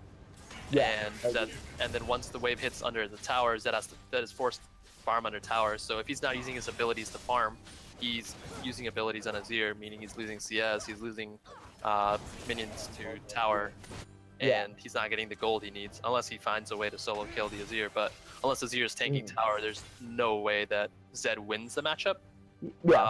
And the only way he can counteract the push is kind of using all of his abilities to shove the wave, but then he becomes vulnerable again to ganks. Oh, a nice hook by Thresh. Okay, we'll try to fight this. Azir with the beautiful backline will use the ultimate. For Rumble is trying to get the ultimate on Azir, but J4 will splash Q onto the Rumble, getting the kill. Karma popping off from the backline will get the kill onto Thresh, but J4 with a double kill, getting the battle, and the battle keep going on. Zed and Warwick trying to run for the light. Warwick will get E onto the Dragon, and Kog'Maw will get the kill onto Warwick. That's the 4-for-1, Jesus, in favor of heightening the sport. And they will get an Ocean Dragon with that too. Yeah, and I think right here it's kind of a weird choice that they did win a huge fight, but I think they should be trying to capitalize as much as they can, knowing how far behind they were. They should look to, maybe they're looking for Baron here. I was thinking more of putting 2 people mid, getting that tower, putting 2 people bottom, getting that tower, but this seems a little bit interesting too. I think this is doable. They have Kog'Maw with % health damage. Oh, TP coming from the top side. Okay, they're going to try to fight this. They're not going to try to give away Baron just for free. Rumble is coming from the try. They have no vision in the base right now. Rumble is right there. They are trying to zone out Rumble. The Thresh will go in, try to stop them from there in the Baron. As the Baron suit's taking damage, they're trying to get the Baron. Zed and Thresh are trying to hold as long as possible. Sivir will try to go for the Q snipe. Wait, Sivir stole. Oh, Sivir stole the Baron. Oh my god. Okay, we'll go for the E. We'll bounce onto J4. We'll try to get the kill on J4. J4 will go with a knockup, and Warwick will just ult onto the J4 and keep pushing on. Sivir will try to heal Warwick to make sure he can live, but he will die to his gear, and only Sivir will have the Baron buff as of right now. Yeah, I think I think the call for the Baron was a little weird. I think they shouldn't have tried to go for that play. I think that was a little optimistic. Yeah. They know that they have the Thresh threat and they have the Rumble coming in from the side. I think they should have just gone for the simplest play, which was get mid tower, bot tower, open up the map a little bit, group bottom side, and then try to make a play. But you know that. Honestly, the way TLP played the Dragon Baron fight was kind of poor as well because they lost Yeah. 2 members almost instantly before the Baron was even dead, and then I think Sivir like they- kind of got it with the Q, which Yeah, is but like, hilarious. So I think during the, I do agree with you. I feel like you should have just pushed the top of mid lane. If I was down, I was going for mid lane, got that tower, got it exposed a little, so you have pressure on the map. Instead of that, this went straight for Baron. I don't know who made the call for that, but they just decided to go Baron. But even though the TL did a sloppy job on that, I do give them a applause because they actually stall out the Baron because the jungler is dead, so there's nowhere for the jungler to like go in there and smite it, right? So what they did is they said that okay, rather than us giving them a free Baron, we have a Rumble that still has TP, so he can use the TP advantage and TP to the side lane and try to pressure and try to like pull out the jungler. Now if Gray was still there when they were doing the if Gray was there when they were doing Baron and he didn't focus on Rumble, they probably would have gotten Baron. But he was too busy trying to focus on Rumble, trying to push him out, that he wasn't really paying attention to his smite. And so, of him not paying attention to his smite, it was just an easy, time waster for the team because Taste Like Purple Go wasn't trying to get Baron. It was to like waste time, make sure you have enough time wasted, and the more time you wasted, there's you. Now going into a team fight, J4 ulted into a 3-man, but that wouldn't matter. The shield will come out. Rumble is doing so much damage to the backline. There will get an ultimate, will kill the Azir, and they're just running under the tower with the silver ultimate, and they will get a 3 for none in favor of That was just a really impressive play to jump onto Kog'Maw and completely kill him before he does any damage in the team fight.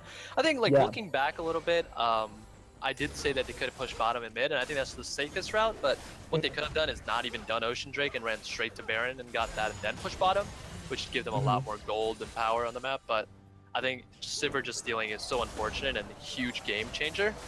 Yeah, of course, especially. Yeah, I think this game kind of has been, or kind of their top laner, I don't know how you say his name, but he's just been playing really well.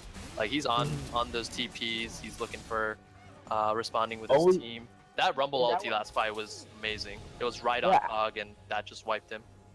And that's why I like Kaiken so much. Kaiken, yeah, he's always there. He always TPing at the right area. He always there for the right team fight. He's always with his team when the team need him. And to be honest, Kaiken is just always there when you need him. Every team fight that these people go into, I don't see a Kaioken coming out of nowhere. Kaioken is ready there, ready to fight. And that's what a lot of top laners are missing nowadays. A lot of top laners can't like have that much pressure around team fight because they're too busy AFK farming, trying to get power, trying to split plays. But Kaioken's like, you know what? I'm playing Rumble. I might as well just fight with my team rather than split 24/7 in my life, right? Yep, and he has 30 CS lead, so that's like two kills, 2.5 kills. So that's like super nice for him. Yeah. And yeah, I think like High Noon still has a really good chance of coming back in this game. They just need to reprioritize. I think they're looking to make plays, which is wrong, and they should be looking to just defend Kog'Maw. Protect him, put all the eggs in the basket for him. Use Mantra E, Jarvan ultimate, Gragas ultimate, Azir ultimate. Just get everyone off of Kog. Let him do free damage, and make as much profit off of Cog, using him to kind of rotate around the map and take towers. Like right now, they're kind of just running around the jungle looking for a moment to fight, but instead they should be grouping and looking to push towers. Yeah, I agree. Let's play more trying to defend Kog'Maw. The Kog'Maw, well, excuse me, by the way, the Kog'Maw late game is just so deadly, and if you can peel for Kog'Maw will do a lot of damage. So rather than them trying to like go into rather than them trying to like make a team fight and try to make a play, you should just wait for the enemy team to start a team fight and then go for it. As you can see right now, Kog'Maw trying to go for a war just got caught out. Oh yeah, face checking a brush, classic mistake. They're getting Infernal Drake, which even feels worse. That's gonna be, I think that's gonna be the first Infernal for Panthers team, because they gave away the first one earlier. But overall, it's really nice by what's it called? I think it was really nice play by Silver Spade to drop that ward, knowing that Dragon was spawning, that someone would come and drop a ward there and check. It would have been a lot easier if Karma just walked into the red buff area and then dropped the ward over the wall, but yeah, he went to face check and he got really punished for it. And that will happen. That's why I've always come to like, if you're going to like place a ward, make sure you like make sure you have a good idea what the enemy team is. If you don't see the enemy team on the map, they're already doing dragon, or they're setting up for it, and you just don't want to like go in there blindly. You want to like use a ward to protect you, so you can just ward over it and just have vision of it, rather than you just walking there and placing a vision down. So you don't know that can be a trap or not. You feel me? Yep. I think the dragons are all even. Each team has an Infernal and a Ocean. TLP does have a Cloud Drake, but I don't think they really need it right now. The only one that's really benefiting is Warwick, giving him the extra leap range. Yeah. But overall, I think Rumble's putting a lot of pressure on top lane right now. Keeping Gragas there, giving Sivir the opportunity to siege, and knowing that the Infernal is on Sivir, that's going to do a lot of damage if it ricochets off the tower and hits people who are standing under tower. Yeah, I agree. By the way, okay, I'm so confused. Why Gragas doesn't take no damage? Is because that item. I haven't seen that item forever. So the item like does reduced reduction damage on the same magical ability or what? Same abilities, yes. It's Adaptive Helm. Adaptive Helm. Okay. I wonder why Rumble was just like Rumble was doing so much to him, but he wasn't like taking no damage. I was like, I'm confused. Yeah, it's because the Flame Spitter works off of Adaptive Helm, so each tick of Flame Spitter is being reduced in damage. Okay. Yeah, I think this is really nice that Striker's kind of trying to catch up in the farm that he lost early game. He's only 20 CS behind. He was 30, 40 CS behind. Yep. Jungler has made a big gap. I think Warwick's now 30 CS up. He was only like 20 CS up early on, but mid lane 50 CS deficit onto TLP. But Zed does have GA, so he can look to dive onto the Kog'Maw and force a summoner or something. Or maybe the enemy team gets, or High Noon might overreact and drop a lot of CC, and then they can rotate off of it.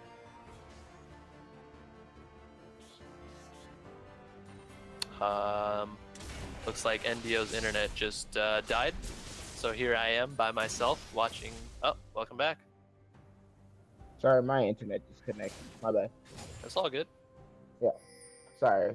What were you saying again? Yeah, I was just saying like the Zed does have GA right now, even though he's 50 CS behind. He could look to dive onto Kog'Maw and blow a lot of summoners. Oh, there's a fight going on.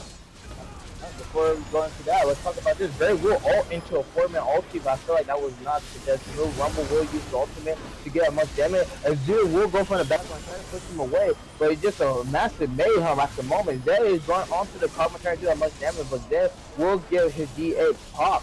And before he died, but Sivir with the ricochet is doing so much damage to the backline right now. As you can see, Sivir with the triple kill. He is trying to go onto the Kog'Maw, but Kog'Maw damage so much, and that Kog'Maw will get the triple kill right back at Sivir, and that will be a 4 for 2 onto 4 for 3 in favor of High Noon Sports. Yeah, and I think Ruther played that really well. He backed up when his W ticked off, and he came right back in the fight when his W came back up. Really nice micro by him, which keeps his team in the game. They did lose 2 of their tanks and Azir in the fight, and they did make Zed overcommit for the Kog'Maw kill, and he was kind of by himself and got melted. Obviously, Sivir can't really 1v1 the Kog'Maw in a fight, but the really nice ricochets got those kills on the front line. Yeah, Sivir was doing a really good job of kiting. Plus Kog'Maw, I think Kog'Maw was doing a better job at kiting. Well, he was like waiting out basically, because Azir ulted Zed and Warwick into Kog'Maw, but Kog'Maw were able to like not. Kog'Maw stopped auto attacking and decided to move back and waited for them to like get further away from him before he started going on them again. And next thing you know, he was just and destroying everybody. Jeez, the memes. It's true. Yeah, it is. That's his Great little taunt. So blue buff is going to be handed over to Azir here, and he is almost 60 CS up now. He does have, I think, 3 completed items. He's on his Void Staff now, which should be really nice for the next team fight if they can get it before they fight. Baron is up, so that is a very big focus point right now, and I think Elder is spawning soon. So that is another focus point because both teams have Infernal, and with the Elder, it's going to be really nice. I'm trying to figure out if they're are they trying to set up for Baron or they're setting up for Elder? I feel like I think the more value here would be that since you have Sivir to kind of shove waves, TLP would look to go for Baron, and since the team on, well, I think Ruther's team needs to fight and win, so they could use the Elder really well. Yeah, but then I feel like TLP would rather go for Elder because doesn't Elder when Drake does like if you like auto attack minions or anything, it does like burn damage, right? Yeah, I think so. Fight on the Kog'Maw.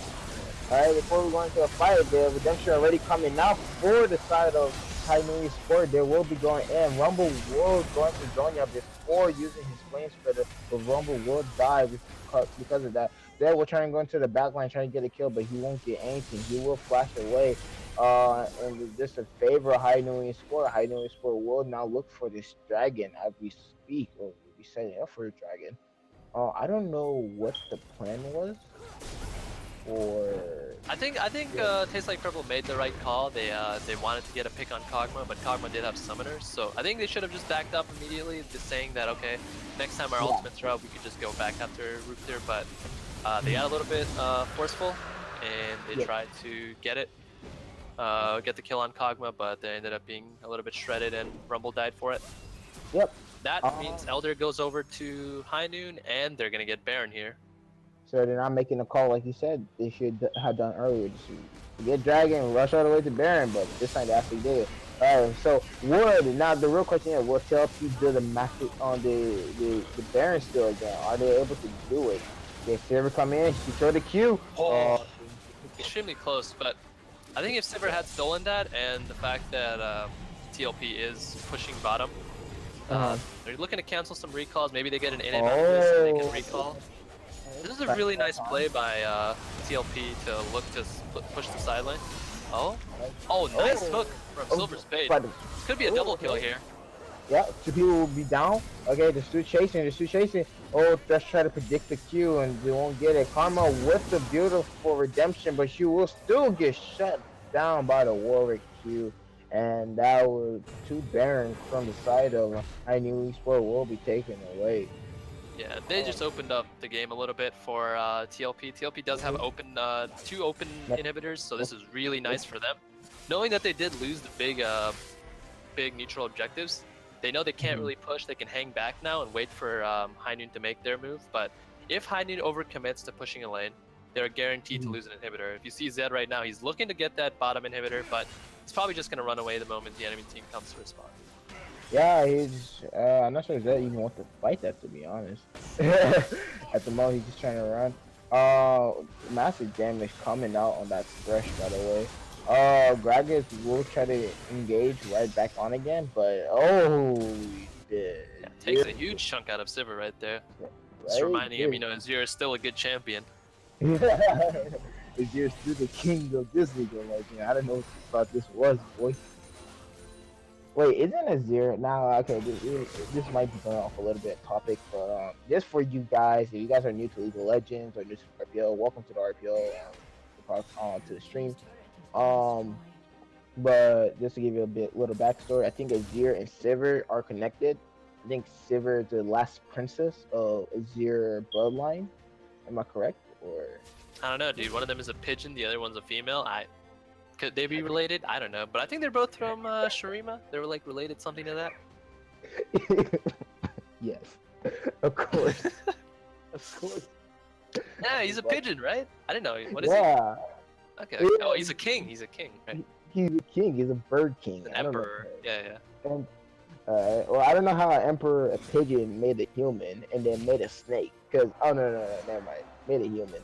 But yeah. But anyway, so I feel like Sivir shouldn't be taking that much damage. You feel me? Azir did give her power, in her um in her blade. The blade she used right now, that is part of the blood of Azir. So like, You're telling me lore affects damage? Come on. yes, bro. Lord does affect damage. What you mean, bro? Don't you see this stupid new Urgon rework? Fucking change up his lore. He does more damage than normal. Bro, what type of bull crap is this? Yeah, I Jeez. mean, okay. Well, anyway, so Hainan Esports does have Baron still, so they're trying to capture these waves. They're Yeah. making sure they don't get pushed in and lose any inhibitors. They're always watching Uh. Zed, making sure that he's not gonna go after the inhibitor. But if TLP notices that Hainan overcommits to a fight, they're probably just gonna use Silver ulti to disengage and then get an inhibitor out of it. Yep. So probably they're just gonna run the clock until the next Yep. Baron spawns, which is gonna be a really nice choice by TLP, knowing that their team fight is a lot weaker now. Now that Kog'Maw's super strong and Azir is super strong. Azir, the Azir way clear just a lot at the moment. And Azir is like super strong at the moment. I feel like I'm thinking of something. Sorry. I feel like Azir way clear is just gonna make it difficult on TLP to get into at the moment. Because at the moment, I can see they have so much way clear on their team, and just a lot. I'll be right back. Give me like 2 seconds, okay? Yeah, I think they just won't be able to crack the base open without Baron being up and having it on the TLP side. Yeah. If a fight does happen, oh, what's up? I'll be right back. Give me 2 seconds. I have to do something real quick. Sounds good. Guys, we're gonna take a momentary break, waiting for NDO to finish whatever he's doing. Not a very eventful game right now. We're seeing that TLP is just looking to push towers and maybe crack open the base a little bit, but High Noon does have wave clear on two of their champions, Kog'Maw's Runan and Azir soldiers. So they are holding bottom, they're holding mid. They're not willing to give up any inhibitors right now, so this is really nice choice by High Noon to kind of spread out their wave clear, make good use of it, and this is going to really empower Kog'Maw. We already see him at 338. But Super's also getting a really nice end of the deal. He has 380 CS, almost 400 at 45 minutes, which is really nice. And Zed's just always sneaking into the back, maybe pulling a little bit of tension from High Noon. And the moment they notice that High Noon is losing 2 men or 1 man to bot, I think they're going to pull the Thresh trigger and try to get a hook onto somebody on High Noon and capitalize off the error, knowing that Rumble's holding Gragas in place, and the Sivir combination is probably strong enough to take on Kog'Maw, Karma, and Jarvan, as opposed to when Azir's there, who's a lot of their DPS. Knowing that Azir provides a lot of DPS, Zed's gonna have a rough time kind of contributing to the fight. So right now, if they can get a 3v3, I think it's gonna be on favor of Sivir's side. So I think that's what they're looking for. They're also looking for the Baron to spawn, so Baron is spawning in a minute, so hopefully that makes the game a little bit more exciting. This has been kind of boring, knowing that only 1 tower has gone down in the last 4 minutes. What is? Yeah, it's just wave clear going on right now. I think both teams are being very patient, which is good. They're not overexerting or trying to show off or anything, so they're not losing men over no reason. Yeah, Gray's going on to finally, we're having a fight coming in. Okay, we're all onto the J4. Okay, never mind. It didn't stop. Okay, that works. See, this is what. Oh, never mind. Zero will go on to the Zed. They will be chasing for the Zed. Zed GA will be popped. They're not trying to get the middle inhibitor. They will get the middle inhibitor. Rumble is still trying to fight out the Garen in the top lane. Azir will ultimate them away. Karma will use the talisman to give them that extra keep up. Thresh will sacrifice himself to save the rest of the team, and that will be a 2 for. Yeah, that'll be a 2 for 1. Oh, sorry. Yeah, I think this is a really nice play macro-wise for TLP. They gave up the Zed. Really interesting ultimate by Rumble, but they gave up Zed's GA to open up the blue inhibitor. So we know the next wave is going to be supers for the mid lane, and Zed almost was trying to get some damage onto the blue inhibitor on the bottom lane. So that really was trying to open up that through that way, but he didn't really get it. So they only got 1 real benefit out of it. They lost Thresh. and they lost Rumble, Rumble. who suicided for the top tower. So the entire High Noon base is completely open right now. So going for this Baron, if TLP chooses to contest, will be a brawl. But if TLP just decides, it's a lot easier if we just get the Baron, or if we get the inhibitors, then they could open up the game. Oh, TLP steals the Baron! Baron said he can hop in there like the OG boss and take the Baron, saying, no, High Noon Esport, not today. First the Silver steal your Baron, and now the Warwick. Shoot, man. It's just bad luck with this team. God, this is just horrible. Feels really bad, man. Right? Oh. Yeah, that's 2 Barons they lost in 1 game. That's a horrible feel. Oh, and they get a hook onto Azir, which is gonna be. Oh, Azir's gonna pop Zanyas. Okay, and Redemption coming out.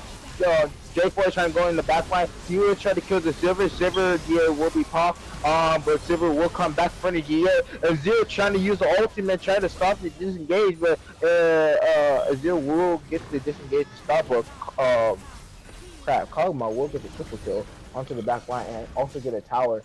It's gonna be really hard for the enemy or High Noon to actually make something out of this, knowing that there are super minions coming in the mid lane, so they're not gonna have a wave, so they might get like just inhibitor and tower, and they're gonna be forced to go bottom. But they should have just looked to make the most out of it, try to get 4 towers on the map. They have the bottom wave, they have the top wave, but Sivir does have Warwick's back. Oh wait, are they going back? Are they going back in? Come on, give me a fight here, bro. Yo! Oh, the juke is too real right now. Wait, they can still win this. This is 2v3. 2v3. Kog'Maw trying to do as much damage from behind. Agragger will ulti away. Agragger is taking tower shot damage, and Silver will land the ricochet onto Willie, put it on the W, saying, bring that ass here, boy. I'm about to get some. He get it here for it. He get the E. He get the fear onto the Kog'Maw. Kog'Maw trying to kite away. Rookie with the beautiful cutting skill, playing like double whip, running away like fucking faker.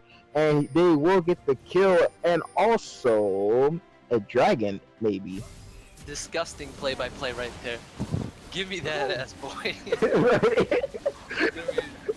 Oh, wait, this will get the whip onto Karma. Karma will die. Wait, Karma the ping came out by High Noon Esports trying to get the cap. Oh, they get a nice hook onto Rooster. That's gonna be. But that might just be game right there if TLP decides to push bottom and get the inhibitor and win. Yeah. Push bottom and just push all the way. They will get the kill on Karma too. Well, Karma too fast. Never mind. Last one was in there. Oh wait, no. Zed said no. Give me that. Karma will get the Empower W, but that W will Zed will back away from the W for his on Sunhill. Azir will try to pressure out now with his Q, but he will just back away. Azir Power Soldier is just doing a massive amount of damage to the squishy in the back line. He just keep going in, going for the slows and making them back away, and they will not get nothing. They will only get a kill, and they will reset now back into lanes and try to get the dragon. Yeah, TLP was being a little bit greedy there. They knew their wave was actually still at their tower, so they had no way of shoving that. Oh, are we gonna see a reverse Elder Steal maybe? Maybe compensate for the Baron being stolen somehow? They still have Baron, but from Silver, if I was them, I would not. Oh, Greg walking into the No. This is a horrible fight, but they will go for the fight. Rumble will run the freaking beautiful 4-man ulti. All Zed, all shields popping off. Azir get the Q onto the Silver in the backline somehow. But no. You're still dead, Azir. And they get the kill onto Azir, and they only trade 2 for 1 at the moment. Karma is still alive. Karma is marching all the way down, trying to make sure he can get to the Dragon Pit as TLP will try to pull out Dragon at the moment. Gray trying to look for a steal, but no, they decide to not do Dragon and just give it up and just reset it all over again. Holy. Yeah, this has been a really interesting game. I don't know why High Noon looked to fight that. They knew that their main damage source was down, but thankfully Eternal, being as good as he is at Azir, he looked for the Sivir and he found her, so they were able to kind of slow down the fight. They knew that once Sivir dies that TLP can't take the Elder anymore because a lot of the DPS is gone.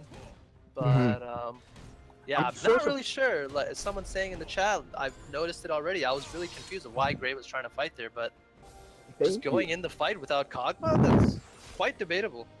Yeah, it is, and I'm actually kind of confused on Honestly, no, I had to play this Azir. This Azir just get into the backline so easily. I don't know how, but he able to get the silver killed every single team fight. Every single team fight, it always been the Azir. Azir had always gotten the kill for some reason onto silver. And Yeah, I mean, I don't Rumble's know. looking to kind of engage through a flank. Warwick's is an Yeah, all-in champion. Thresh is kind of true. like, Thresh is playing more to his hooks, so he's going in on those hooks.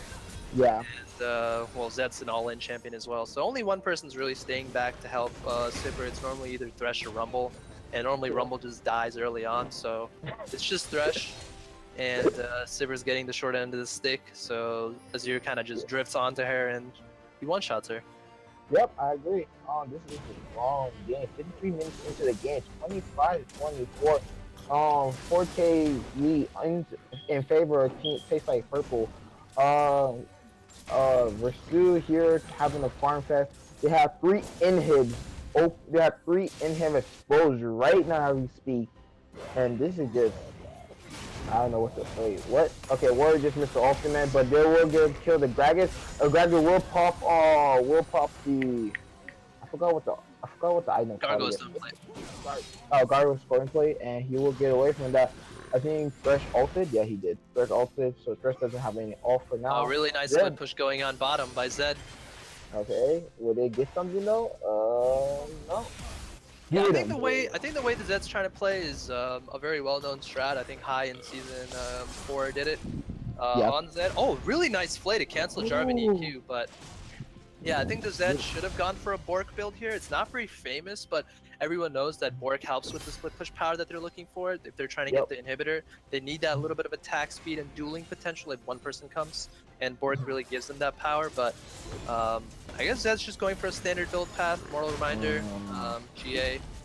Questionable Rumble ultimate. Yeah, I think TLP was just trying to zone High Noon out so they could just get the inhibitor. If you look, Thresh is just smacking away. Alright, okay, the redemption comes onto the High Noon Sport. I think they're looking for the fight. Greg is charging up with the W. J4 will get a Q and we'll get an all onto Thresh. Oh, Disgusting. Onto your Cosmo and get the ultimate as the fight keeps going on. They're trying to carry away. Silver trying to do as much damage as possible. Thresh is trying to hold as long as he can, but Azir will Thresh or Zed the entire time, just pushing bottom, gets the inhibitor finally. I mean, you know, if you can keep going, keep going. Your team is the 2 cents all time. But like you saw, the Sivir ultimate that we were talking about being really useful and resourceful. Oh wow, nice play by Azir to one-shot the Rumble. Jeez. Okay, can Zed get out of this? Okay. Yeah, he has GA, he has ultimate still, I'm pretty sure. Or no, he does not have ultimate. No, he doesn't have ultimate. He had to waste a flash. Yeah, they're still trying to fight this in the top lane. They have 2 exposed inhibitor at the moment. And in favor going to High Noon Sports, actually, they were still able to defend the base, even with the inhibitor disposed, but they were able to get kills off for that team fight too. So good job. I think Thresh made a really poor decision to trying to go for a hook. Sivir was trying to enforce like a way to get out of this fight and let Zed take the bottom inhibitor so they could just leave a new Baron as soon as it was up. And you know, TLP gets the 3rd Baron of the game. Wait, Teal, oh god, a 2-man Baron? I feel bad. If you just did not, I just noticed this. Sivir sold her boots. Yeah, I mean, it's just so far in the game that she's just using her ultimate for movement speed. But you know what that means. You remember what I told you earlier? 6 items on Sivir? 6 items Sivir. 6 items Sivir, that's already a 1 game. But can they live that? Can they put that meme to the test? Can they actually win this game? Zed will go on to the ultimate. Will ult Kog'Maw, but Kog'Maw is just kiting away like a bot. Kog'Maw is still kiting away. Rooster with a beautiful kite, not done whatsoever. They keep going. Zed will pop, and they're still trying to fight. Azir is still trying to use the Sand Soldier. Rumble with the beautiful ultimate will kill the Kog'Maw, and they keep chasing down. Kog'Maw getting killed net. Kog'Maw with the double kill onto the Rumble. Now they're going for freaking Grave. Grave and will get the Q onto Grave, and Grave will use the. Minions are crashing into the bottom tower right now, so that's gonna be really nice for TLP. They're running over there.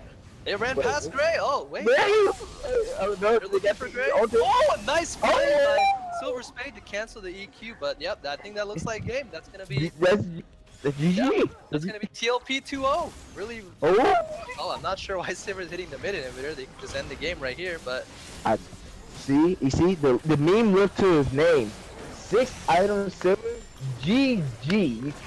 You can't win after that. Yeah, and they got all the inhibitors now, so this game is looking like it's not very fun anymore for High Noon. They made some Nigga. misplays across the map. They gave away they overcommitted to a top lane fight that let Zed open up the base bottom, which guaranteed them the Baron, Yeah. and they lost 2 Barons to Warwick and 1 to Sivir, which is just absolutely feels bad.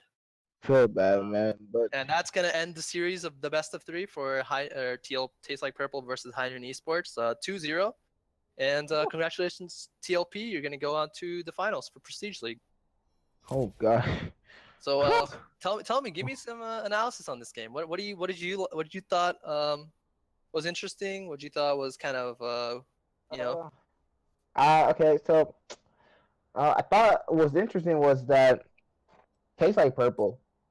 You look like they were behind early game. Okay, early game didn't look good for them, but I don't know if they have like magical people on this team or what, but they're just really good at Barry still. I don't understand this thing. They're behind. Like this is the second game. I have to put my money down that High Noon Esports should have won the second game. This should have been an easy one for High Noon Esports, but they made sloppy plays and Tastes Like Purple. Even though their play was sloppy as hell, they use it to waste time. That was the biggest factor for TLP. They use it to waste time. They used every single play that they went for Dragon, Baron, anything. Instead for them to just fight it and try to get Baron, they waste time and try to get all their team around it and try to get many possibility chances of stealing Baron.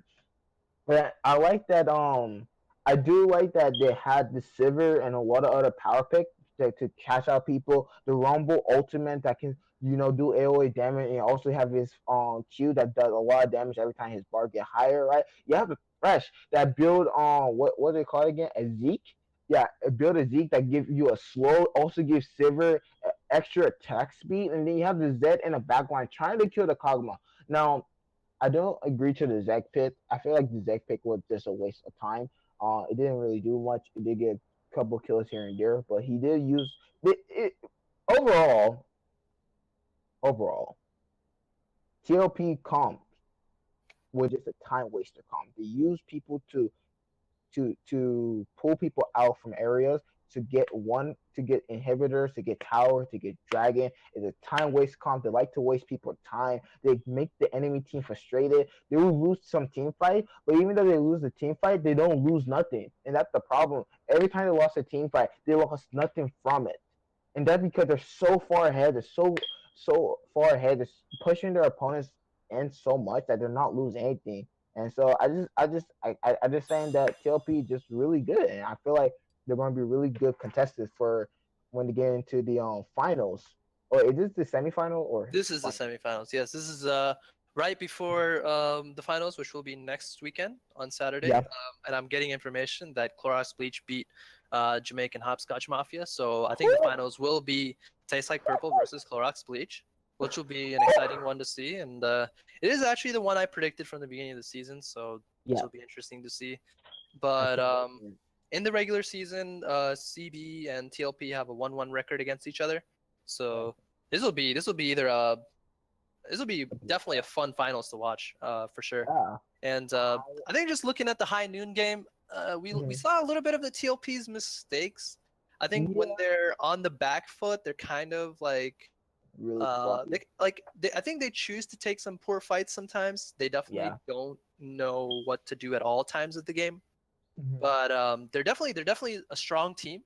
Yeah. I agree. They did show that their bot lane is absolutely phenomenal. Their Thresh is landing But insane hooks. there's Rumble's there's making also great plays on the top side of the map. I always think that there. game wasn't really a great one for Rumble. Yeah. He did get a little bit shut down here and there, but Mm. his ultimates did win the final fight.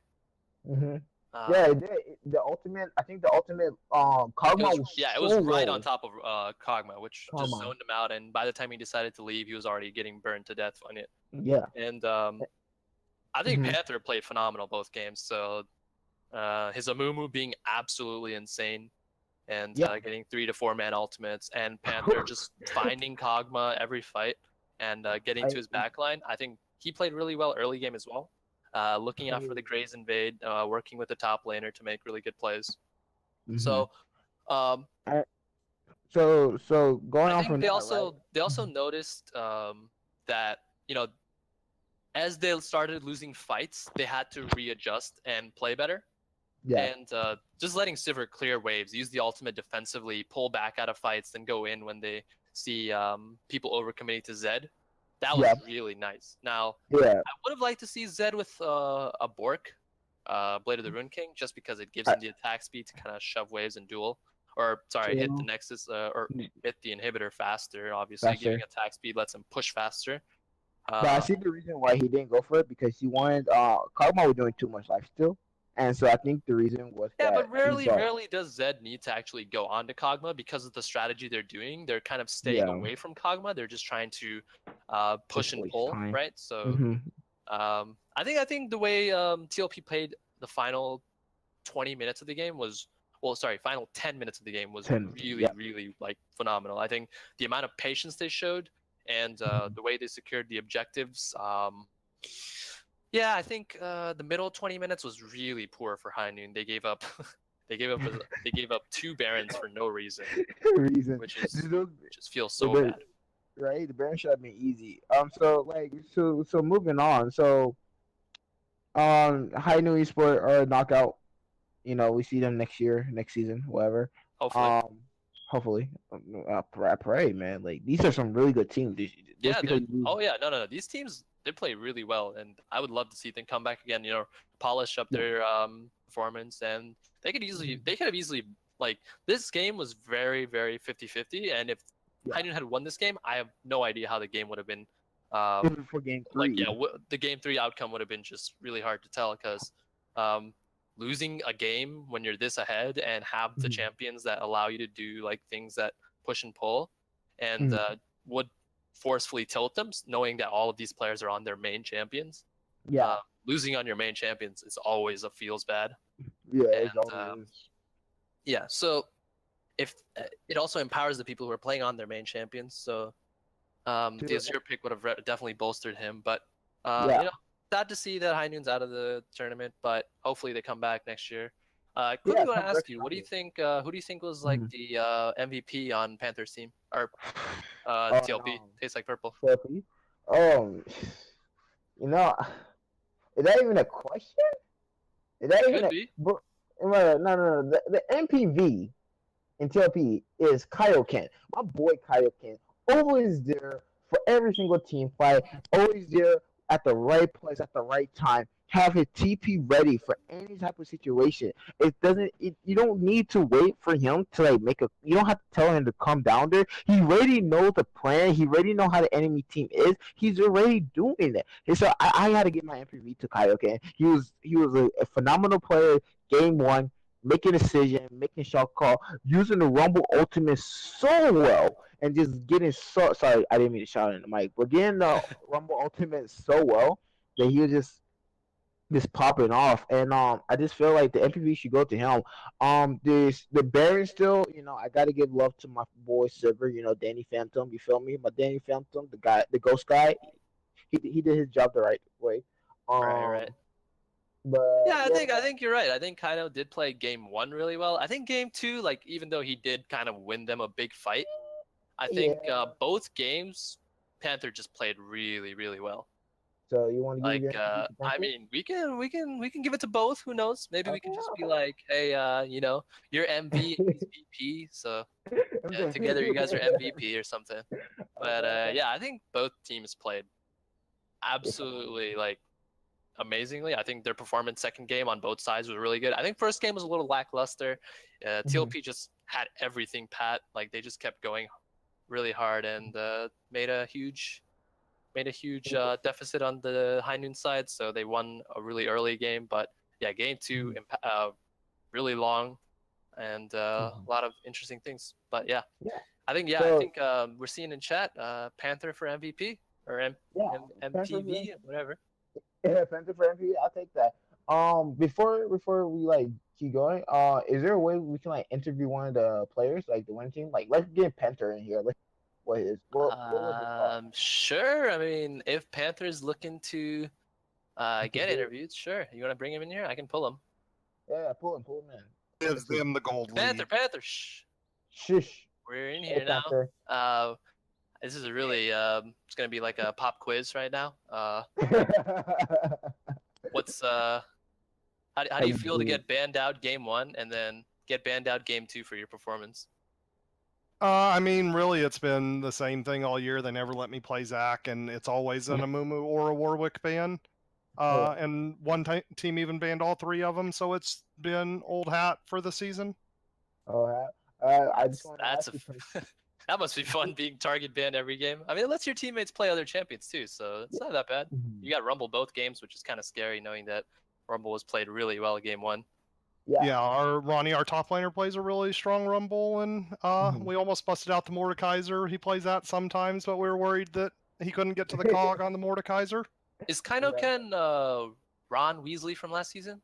No, Ron Weasley is no longer on our team. We're all from Oklahoma, like we're an Oklahoma LCS team. I got you. That's pretty cool. Yeah, so he didn't play with us this season, but Ronnie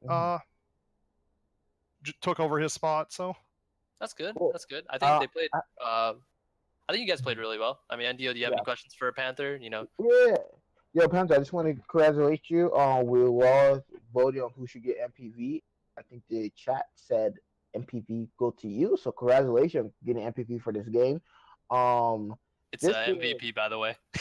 MVP, my bad. Just to ask you a quick question. So, question number 1. In the game, both of those games, right?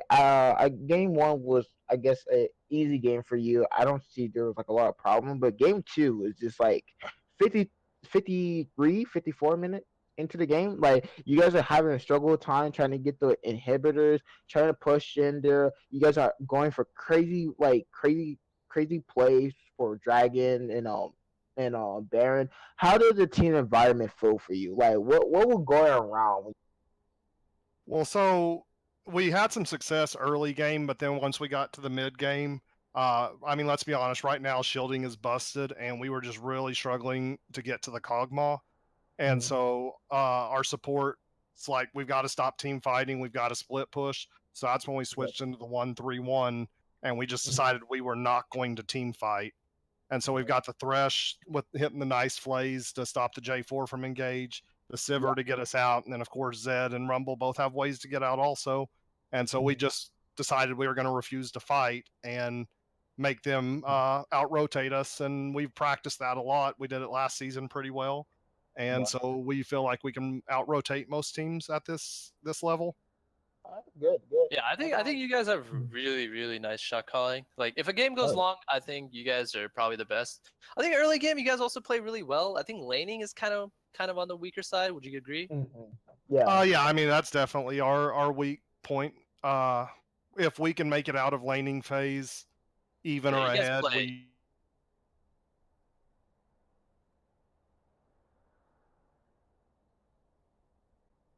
Single 5 seconds. All right, welcome back, streamer. Okay, anyway, I think I had one question I kind of forgot, but like, my next question. how are your comms in a 60-minute game? Like, is there like all constant talking, or are you guys just like following one person's order, or is like everyone contributing? How is it? It's really like, when we're in that 1-3-1, it's everybody's talking, we're talking 3 mid, 4 mid, Azir going by, and just everybody's calling out what they see in their lane. So we're keeping a constant track of where all 5 of them are, so that when they finally do send all 5 top lane, when we go to get that inhibitor, we know that we don't want to fight, we want to kite back and just make them chase, so that the split can get his job done. And then once you get the 2 inhibitors, you open up the map, you can go get objectives and go ahead and end the game. Yeah, I think it was really nice that you guys did this push, the kind of the flow game where you guys just let 3 people sit mid, 1 person top, 1 person bottom. I think Kaino got two towers from that, and Tonako's got one inhibitor from that, and overall you guys got the Baron and pretty much just secured the game from that. Some of the team fights was okay, so I mean, I'm pretty sure everyone's wondering. I mean, How did it feel when Sivir stole the Baron with just Q? There we go. There we go. I mean, honestly, it was crazy. There was literally so much going on that like deaths were just scrolling that it was like 10 seconds later before we realized that we got the Baron, and I was trying to stop them from backing because get Baron off as many of them as we can, because I did not even realize we had it because it hadn't like gotten to that point. And so then I ended up going and getting killed, but thankfully Danny stole it and then was smart enough to stay alive so we could get some push off. And then That's she good. she did a really nice, I think she got 2 towers with that Baron.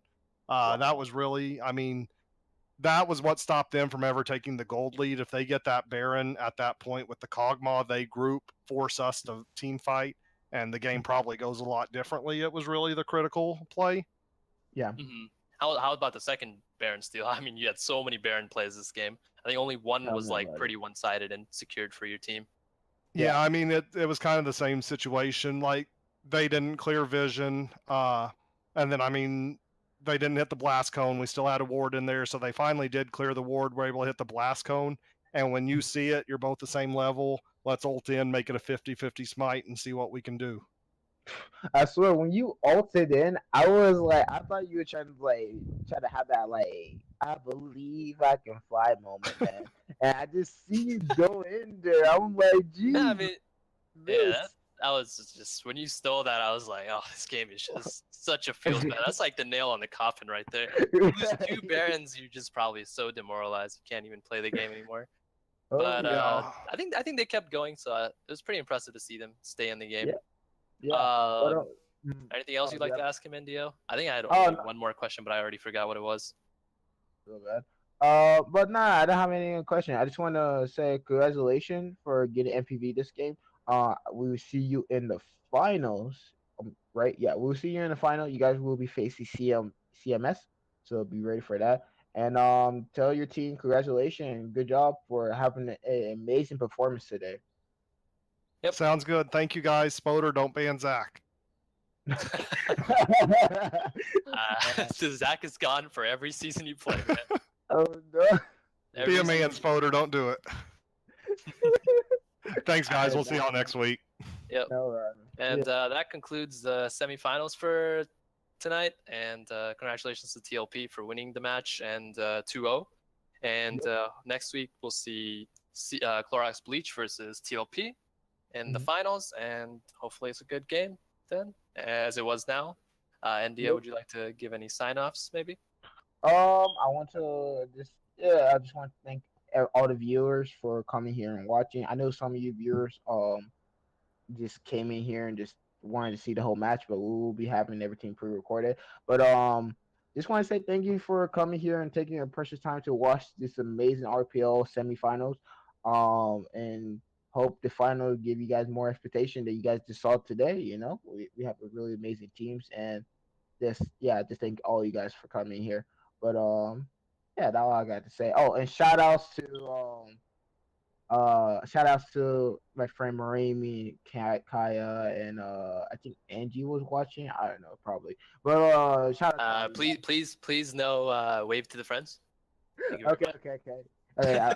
Shout out to okay. Shout out to me then. You know, but yeah, I think that concludes RPL for the Prestige League semifinals. Tomorrow is going to be the semifinals for God, I already forgot. Championship League. And Championship League tomorrow will be, I think is it BME? Yeah, it's Taco Esports versus Blood Moon Esports. And that'll be a match to look forward to. Hopefully, I think it's at 6 p.m. EST tomorrow. So make sure you guys tune in then. We're going to have 2 new casters, hopefully. I didn't want to cast, but I enjoyed it. Kept it interesting with NDO. And hopefully tomorrow you guys all tune in and watch that too. Yep. All right. All right. Good night, boys. Good night, guys. See you tomorrow. Have a great time.